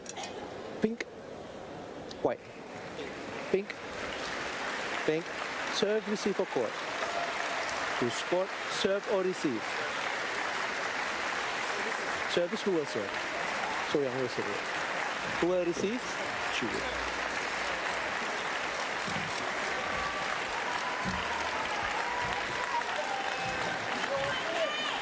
So these two pairings have been unblemished really in their progress through to this gold medal match. Something's got to give here though in this one. Met earlier in the year at the World Championships in Thailand. Chinese pair on top there and a favoured here, but as I say, both pairs in very good touch in their previous matches, as we've seen in this draw. Now, the warm-up here, still Korean Katie Hall with you here at the La Chapelle Arena. It's just, there's a kind of a smooth vibe around the arena here now. And I think that's fitting as we look at these two pairs because they define smooth, don't they, in terms of what they've done this week and what they do generally. Yeah, definitely. This will be an exciting game. It'll be good to watch. Chu Zimok as an outstanding player and really will be a defining feature in this match. But I think if you and Jean play it right, then there's every chance that they could take this match. But everyone in this court, very cool, smooth. They don't get rattled too much, to be honest. So I think your definition of cool, smooth, I think is a good description. Yeah, the one previous meeting as they come towards the end of the, well, I mean, it's recent, just one meeting, but it is, and it's after the Paralympic Games itself. I mean, the World Championship, you know yourself, working across that is huge. The quarterfinal, 21-13, 21-6 to Mai and Chu. I mean, when I was looking through that, I mean, you would have looked at that yourself. A little bit surprised at that sort of scoreline. You expect it to be a bit tighter with, the quality of the Korea Republic pair, I'd suggest. I would hope it's going to be tighter today. I think they will. It's the occasion brings it out in you as well a little bit, right? They're playing for the gold medal at the Paralympics. They're going to throw everything into this game. Not that they didn't do that in the World Championships, of course they did. But there's a little bit more at stake here in terms of the position that they're in right now, right? But it just depends how involved Chu gets in the game. We'll see. Everyone will get to see the quality of this player. I can't find a fault with his game. I genuinely can't. He's incredible. He's for such a young player as well.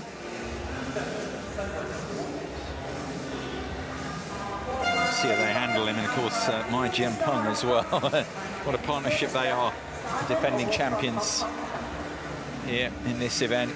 See whether they can back it up here, win again. More gold. What I like about Mai is he's a steady player and he hits it hard, and they work really well together with Chu's touch and with the speed and the power that Mai brings. They work perfectly as a partnership. Ladies and gentlemen, On my right, Chu Tsi Mo and Mai Jiangpeng, People's Republic of China. And on my left, Jung Jae-gun and Yoo So-young, Republic of Korea. Yoo So-young to serve, to Chu Tsi Mo, love all, play. Representing Malaysia,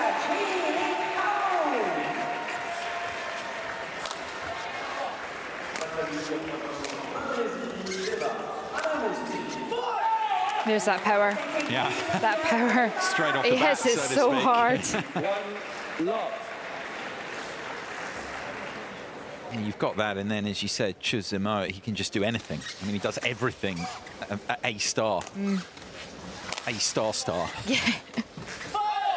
I'm underplaying him. I just want more stars there. But it's the point you make. I mean, you've got that power, and then he can settle into that role of kind of finessing, Yeah. touch play, and then you have an unbelievable partnership.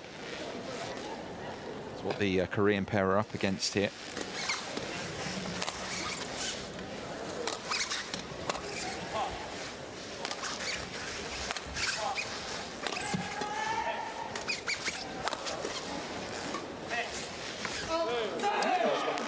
Slides that wide there. I mean, look, the burden is on, I guess, asking you from an analytical perspective and everything. I mean, I know they only went once, but it was a win for the Chinese. They're the defending champions. I mean, the burden falls on the obvious question: what do Jeong and you do here? Do they target? Do they spread it? What do they do for you to really have a chance here?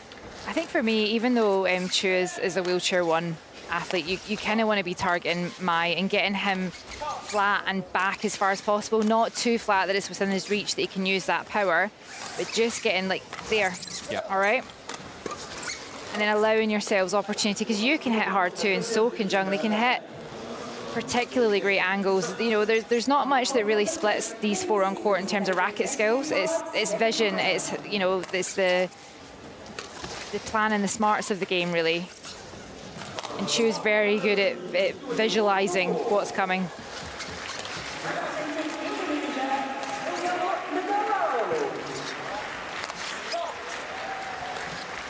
Oh my goodness! Oh my goodness! That's just an angle out of nowhere.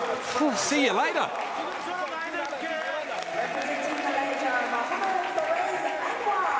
They look a bit. I mean, it takes quite a lot to stun those two. But yeah, it was that good. That was lovely. Such a fast, like, angle. Great slice.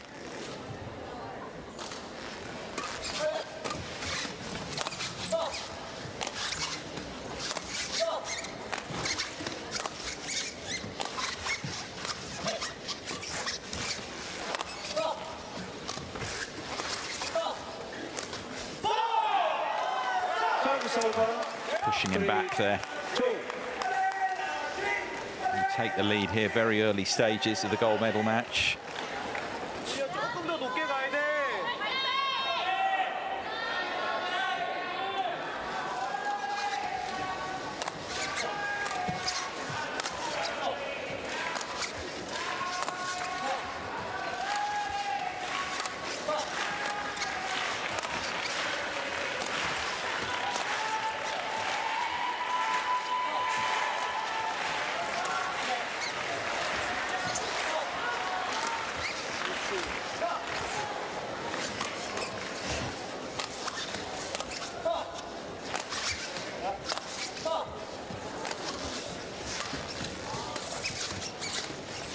Oh, fantastic finish.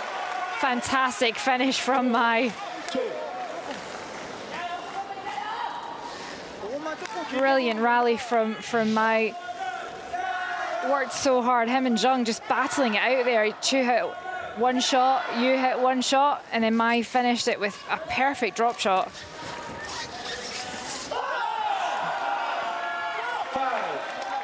You there couldn't quite pick that one up. Saw it relatively early. See, he was quick. He was trying to be too deceptive. That is, he was holding it and then wanted to play a push, but held it too long and just mishit.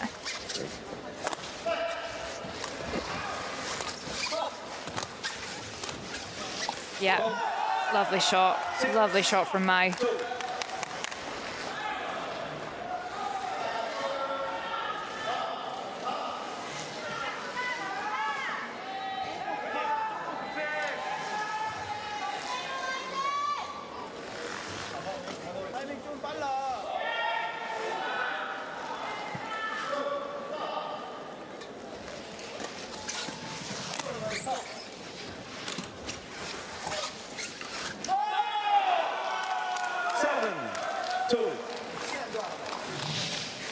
Stretching it.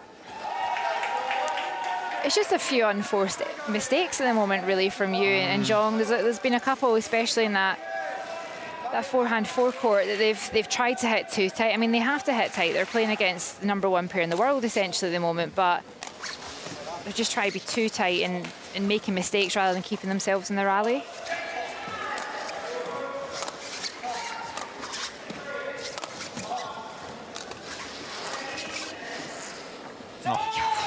That up Mai as well.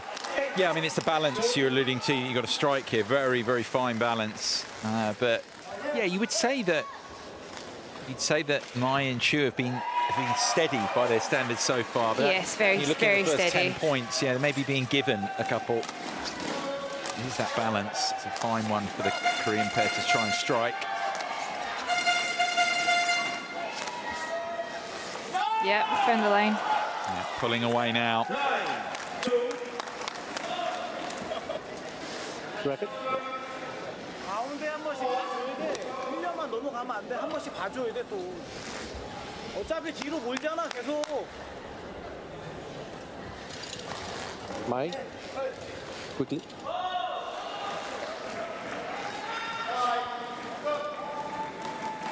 너무 빠르게 가려면 안 돼. 9-2. Play.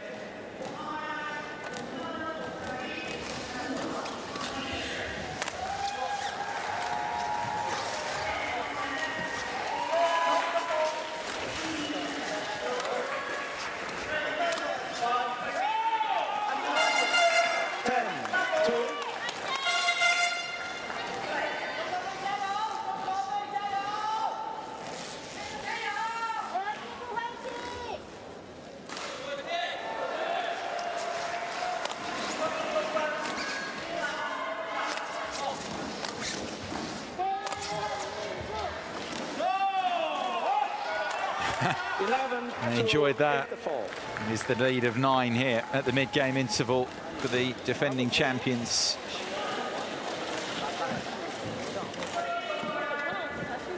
Yeah, Mai's been playing exceptionally in this first half of the game. Chu's hardly had a shot, and it's really been a battle between Mai and Zhong, which is what we thought it might be anyway. It's as you said. With the stronger, the more visionary player being Chu on this side, yeah. He moves and hits as hard as Mai does, but he has great vision and great touch. And Yu being the stronger of the two on the opposing side, they're going to keep it away from them. So it's very much been a battle between Zhong and Mai, and Mai's winning out on that battle at the moment. I think Yu and Zhong have made a couple of unforced mistakes that if they can try and cut those out and stay more in the rallies, they'll have obviously a better chance. But they need to cut those errors out. Play. But it's very much one-sided at the moment.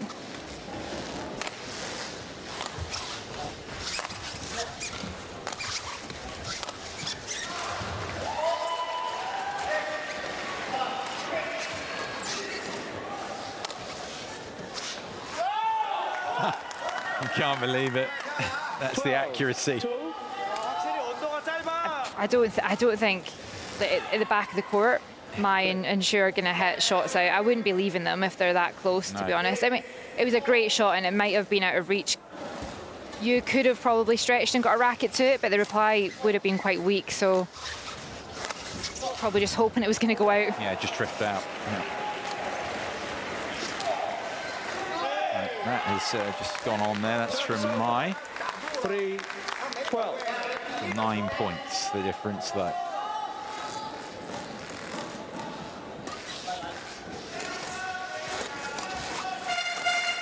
Oh, great smash. 4-12.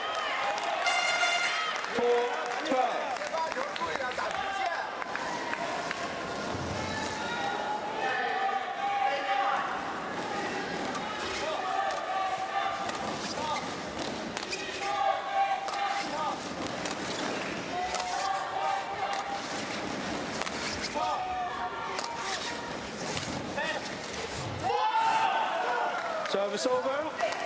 13-4.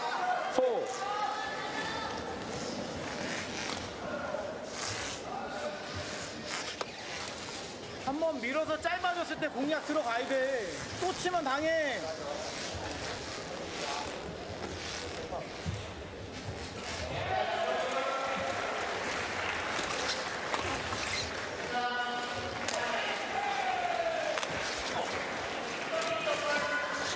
Lovely shot. It's not a lot of space to go into there. No. 5-13. This is what I was saying earlier about you and John making those mistakes at the front, is that they're trying to be so tight because they have to be. They have to be accurate when they're hitting, or else they're going to give easy shots to Mai and Shu, and that's not, they don't want to be giving them easy shots.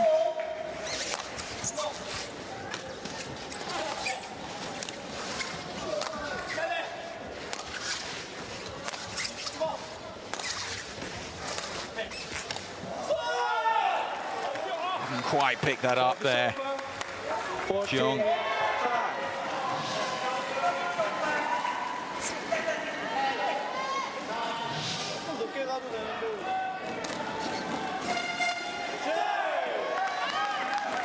Service over. 6-14.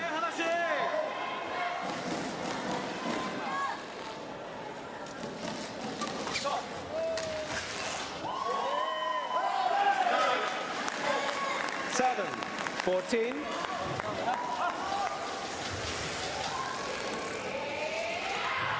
자꾸 움직이게 해야 돼. 그래야 길게 와 공이.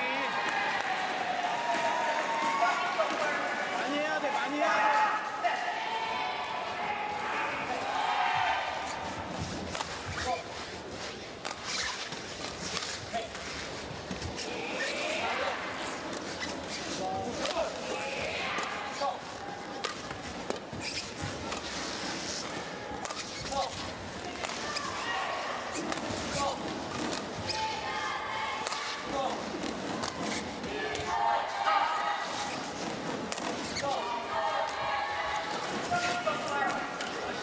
Look how quick Chu gets into the net there.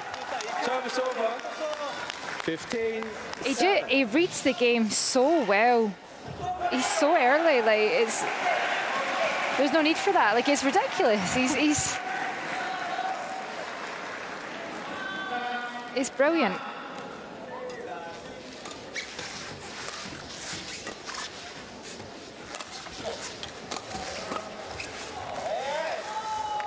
That drops in as well, pulling here, 16-7. clear.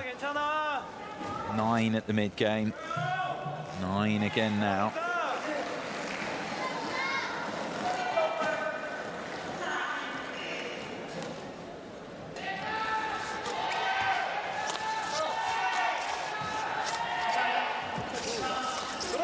Oh, wow. How quick he is, he couldn't get to that. 16. I think he's just trying to get involved in the game, to be honest. That to me would have been Mai's. Mai wasn't that far away from it. Because it's his side, wasn't it? And Mai wasn't in any trouble. He could have easily got that. I think Chu was just looking to get involved and to do something, you know, just to... Being lonely. And then when he does get involved, it's just pure class. I think you commented on a few moments ago, a case in point of that. Sees everything.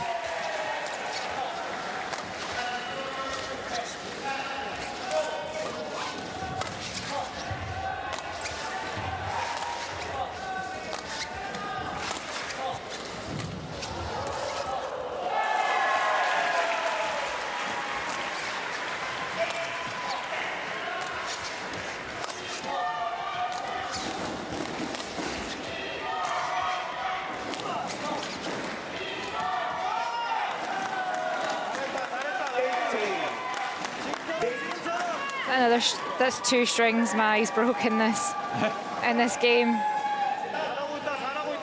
Constant clear battles with John. 집중해야 돼.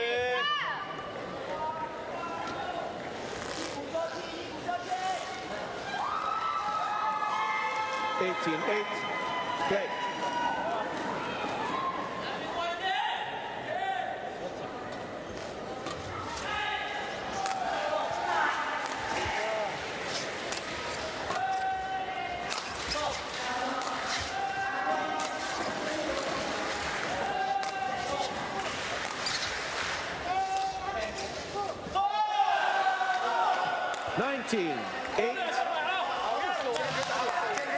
Beautiful, isn't it?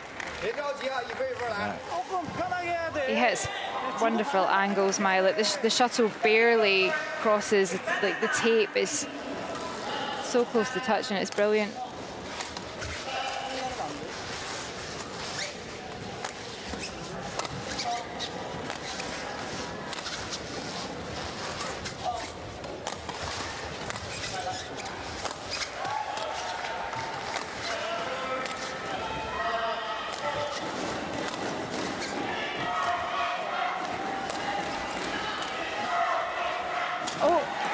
Clash. I don't know who got it in the end.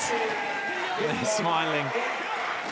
The one prior, though, again, you talk about Chu Zemo as well, just not picking the most awkward option for the opponent. He's got this unerring ability to do that. It's the way that he holds overhead, right? The shuttle's there, he just holds, and then punches, and you just don't know what's coming off of his racket.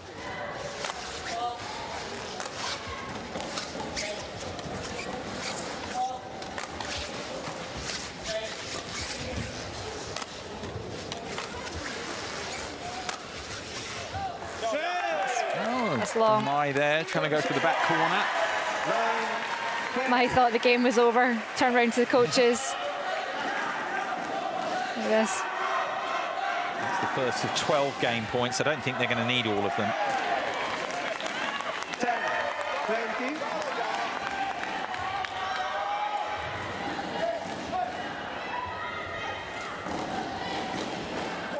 Game. There we go. First game of this gold medal match, going the way of the defending champions. Mai and Chu take it. 21. Here off Zhong and Yu, 21 points to 10. 18 minutes. The defence is going very well so far. Yeah, as expected. This Chu is brilliant there. They're keeping it away from him so that he can't get the shuttle, because when he does get the shuttle, he can make such an impact. Just one cross-court punch clear could win them the point. Yeah, numbers there, huge lead. They carved open. Some excellent rallies, but as you were saying, really just controlling the terms of engagement. Just 2 consecutive points won there for Zhong and Yu. Pretty slim pickings. I mean, we talk about how effective Chu is, and I think we kind of said this in the first game as well, but he'll maybe only hit one, 2 shots per rally, if that.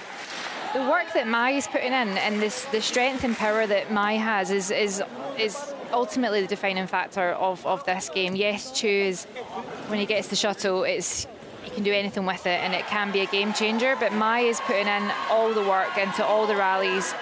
He's hitting fantastic angles, and it's, you know, there's a threat. They're not hitting it to Chu because of the threat of Chu, but the threat of Mai is just as dangerous. It's hard when you've got, you know, you're on the Korean side, you've got Zhong and Yu, both very, very good players in their class, will always get to final stages of singles, doubles. But when you've got the strong player and your pair is a 2, and then the other pair, the strong player, is the 1, the battle's going to be between the 2 and the 1, which the 2 arguably should always win out on that one. Second game. But Zhong is putting up such a fight. Play.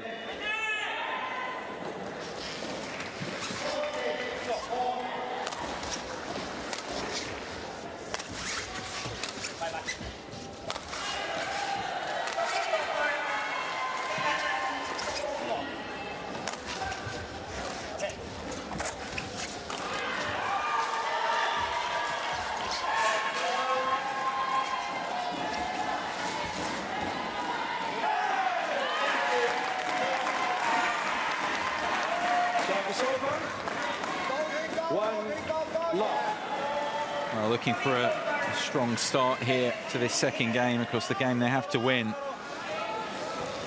Zhang and Yu, if they're going to keep their hopes of the gold alive, their hopes of a monster upset.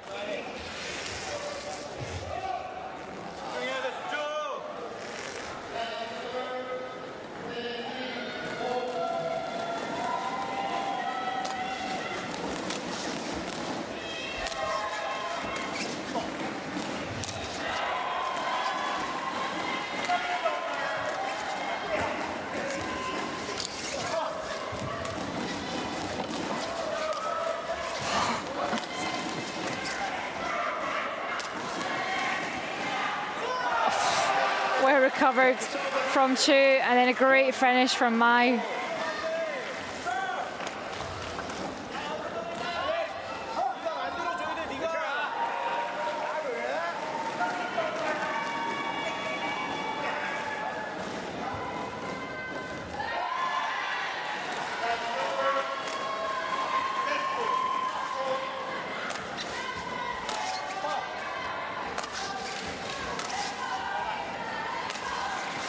He's taking quite a lot of those shots up the middle now. I think he's trying to get more involved. He's trying to help Zhang out.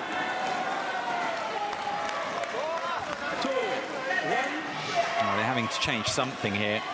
It's just fascinating, as you said, the way Mai Jianpeng here, because normally, I mean, I suppose the conventional way is you go at the one. Yeah, because Jun Zhimo is so good. They don't want to do that. No.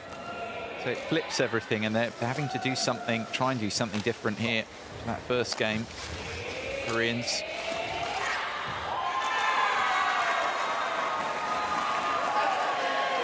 Ooh. Yeah, definitely, and it looked like it was going wide. Left it, thinking it was going wide there. Mai.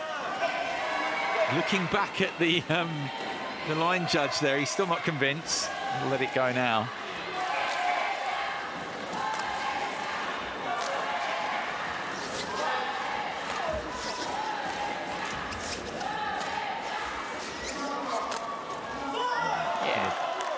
Aggression out on that one. 3-2.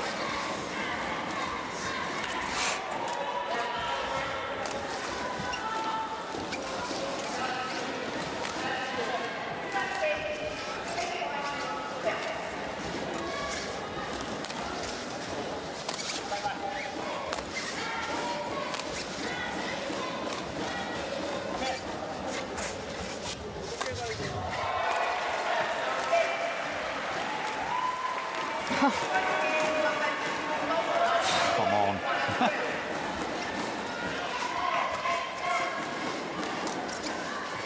Oh my goodness. I mean, you've been singing his praises, and he's gone and delivered that.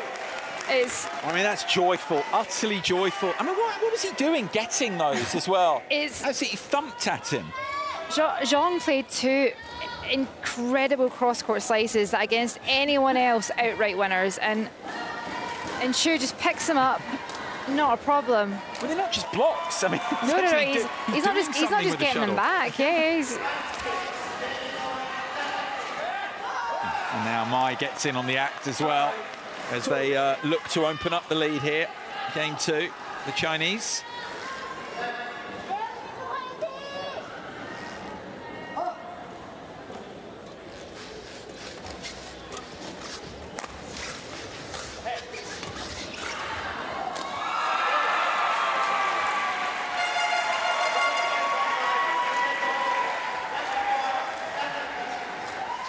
Oh, good choice. 6-2. We know he can hit it hard, but the angles that he gets, the slice that he's got, was a great choice. Good their way to vary it up. They would have been expecting a hard smash.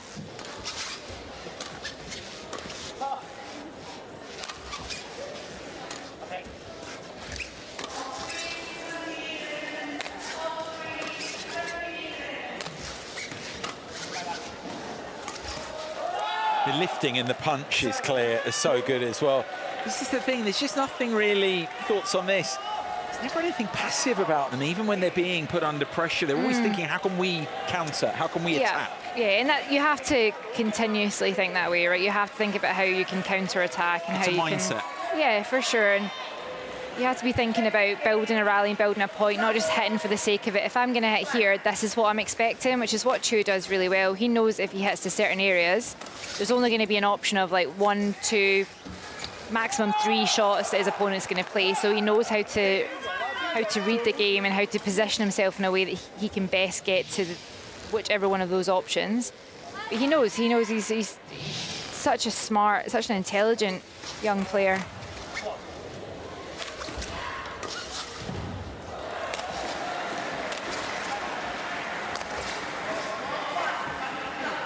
And then he's missed that one, right? But he's opening up that whole half court. He knows that Yu's going to come across and try and help Zhang out because Zhang's not beating Mai. So he's been really, really intelligent in how and where he's placing those clears.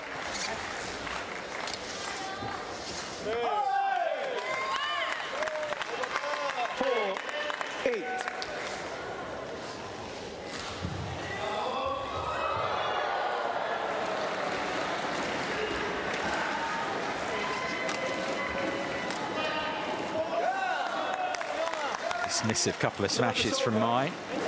They approach the mid-game here, led 11-2 in the first game at the mid-game interval. 9-4 lead here. Chunky lead again.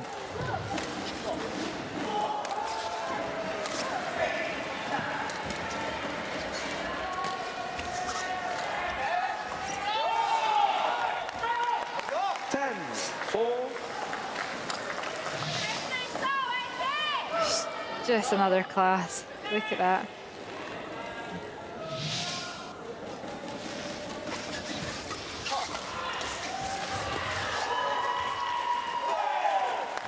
Done well there, John. Get there just for 1 point.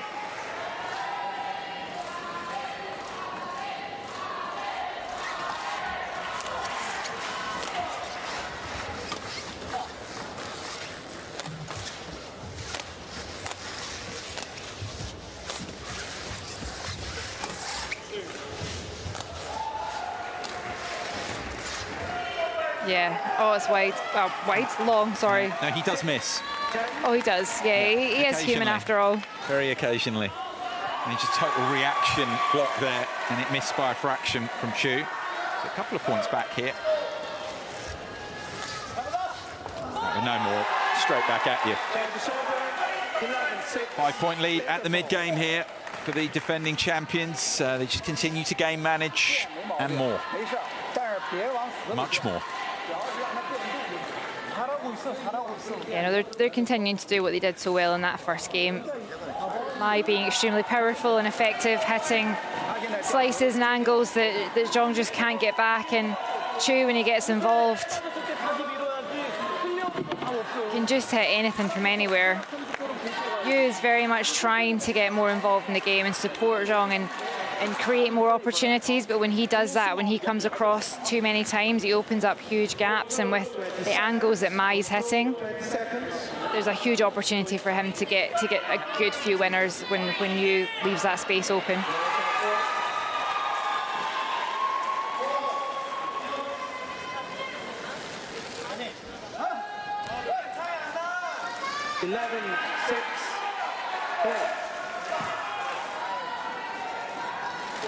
Can they do from here? Got a couple of points back there before the mid-game. They're here by 5.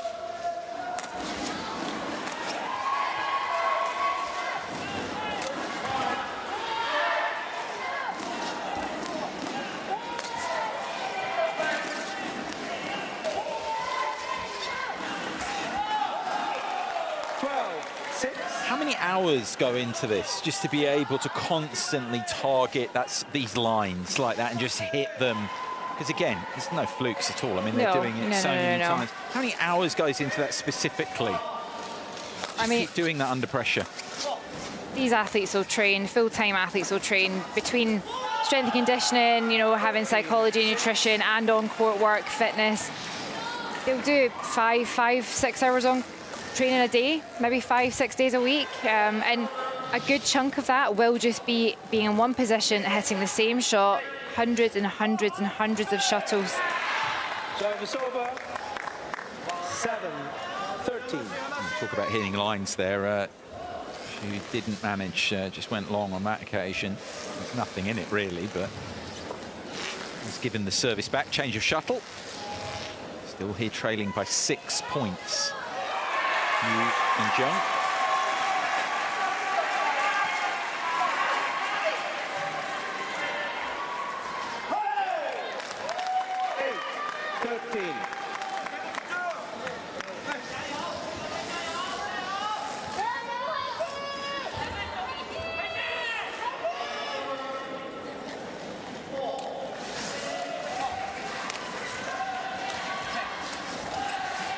Oh, great shot by Zheng. He was waiting for that cross slice from Mai. If he'd went for the punch, Yu could have come across and picked it up. So he's trying to anticipate more.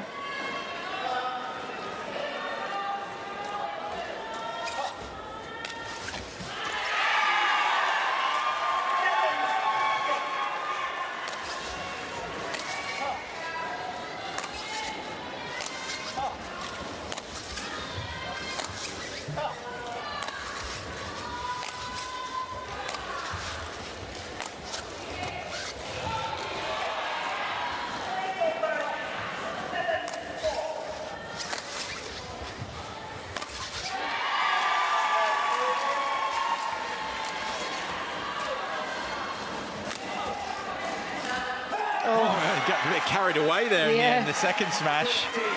Yeah, snapped over it. 3 points now. Lead of 7 at one stage in this game. Give the Korean pair huge credit here. They're coming back into this.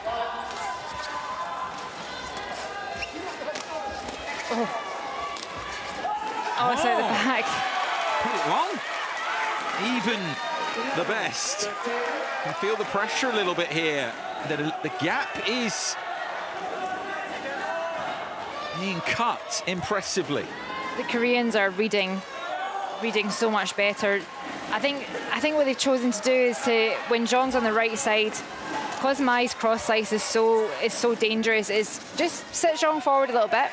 He can look for that cross slice. Yu's strong enough to cover the other 3 corners of the court, and that way they're on top of the rally rather than picking up Mai's cross-court slices, because they're so good. And he's had so many winners from them that they need to start looking for them, and they're doing that much better in this game.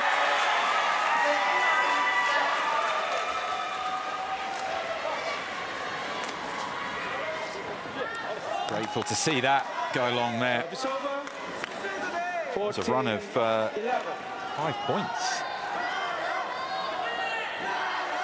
Got them back into things. Looking there, there's a 7-point deficit, now down at 3.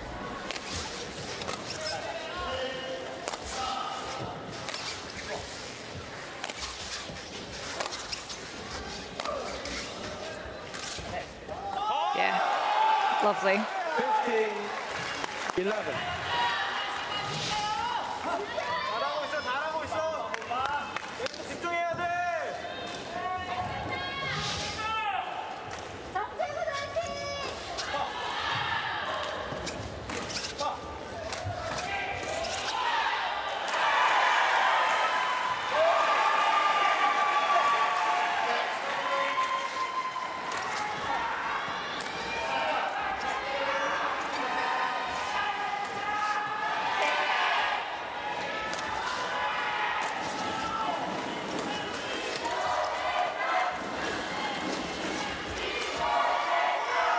That little, And Jung at the end of it, some very, very good defence. They've ridden the storm out here. The comeback back up to 5 here, 5 away from the gold.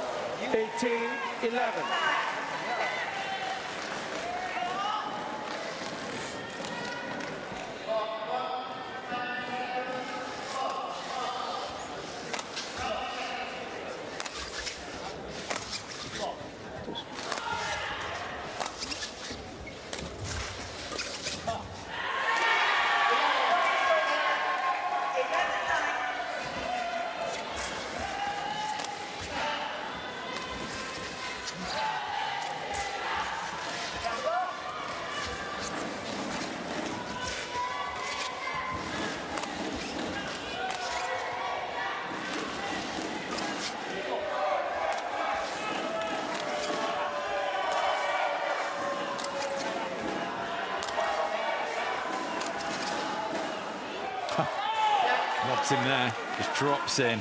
19. Puts them 2 away. Does look now like that very good run, that 5 straight points is going to be in vain here. A comeback effort from Jung and Yu here. Mai and Chu are just 2 away.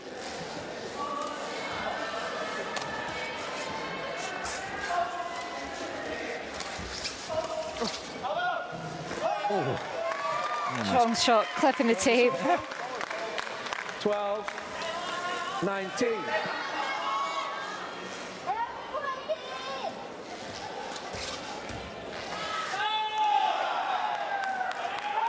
Service over. Here we are then. Match point. 8 gold medal points.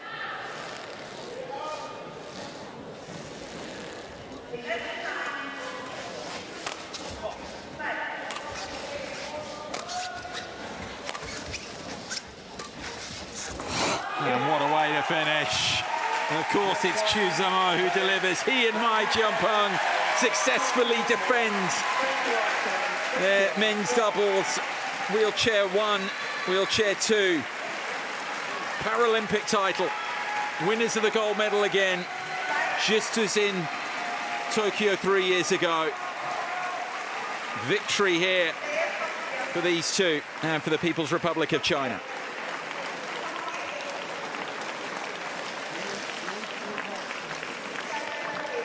Withstood that little mini fight back in the second game. Overall, they were just, as you suggested might be the case, just a little bit too savvy, consistent, and had a bit too much quality for their opponents here, Yu and Jung. Yeah, I think that little run, Zhang and Yu worked really hard, but there were mistakes, easy mistakes from Chu and Mai. But I mean, Zhang put in such an effort there at work. Him and Mai toe to toe for the entire game essentially, and it's really difficult when you've got a wheelchair 1 going toe to toe with a wheelchair 2 that hits powerfully, that hits angles. Yeah, no, they did themselves proud, but it was going to be a really tough feat for them today to try and take a set, or at least win the game, you know. But I mean, Mai and Chu, the coach is delighted. He's a character. Yeah, it's another Paralympic gold here for Team China. The dominant nation, of course, in para-badminton, and they've underlined it again here. These two, well, they were always going to take some stopping in their title defence. We talked about this category as well, the other 7 pairs. What a pleasure it's been, but the ending that many would have expected here with Mai and Chu winners 21-10, 21-12. They successfully defend their Paralympic title.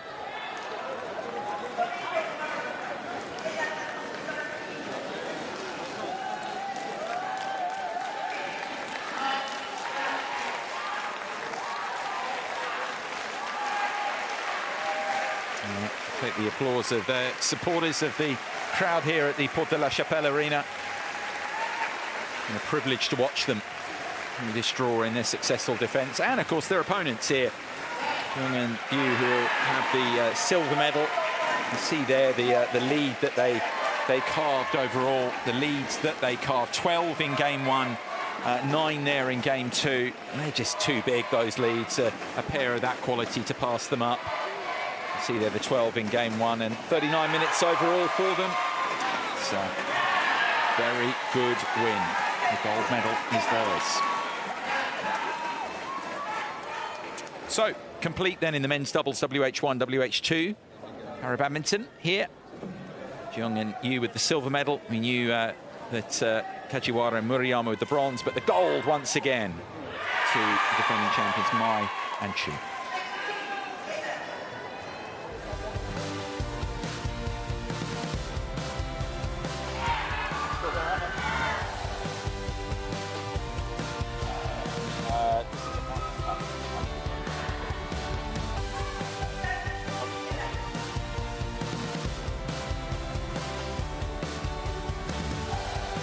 With music.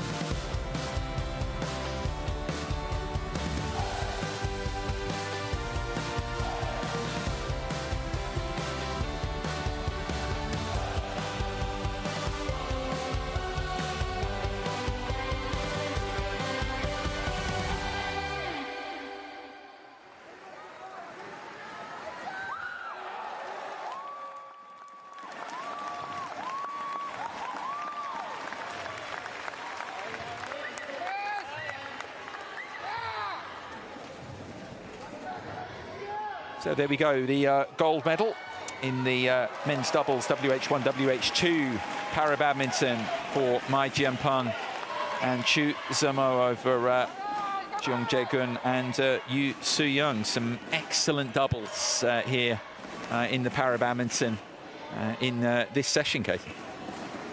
Yeah, fantastic display of doubles today. Overall,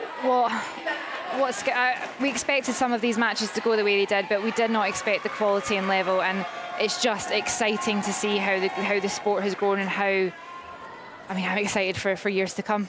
Yeah, absolutely. Yeah. See some moments from the session that we've referenced there, but I know it's something that you're passionate about it, involved with it, and it's been brilliant event. Still not done, of course. Still much more to come here at the La Chapelle Arena. Lots of medal matches still to come. But yeah, the doubles in the wheelchair classes is complete now here.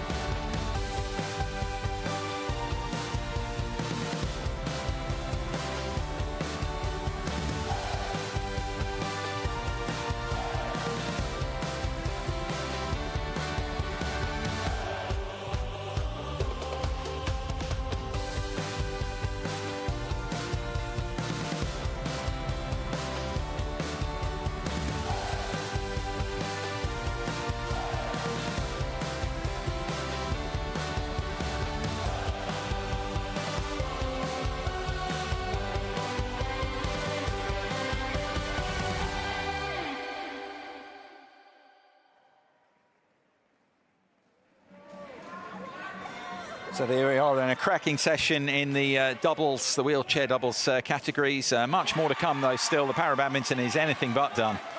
So many more medal matches to complete, but that is about it from Court 2 here at the Porte de la Chapelle Arena for now. We will see you next time.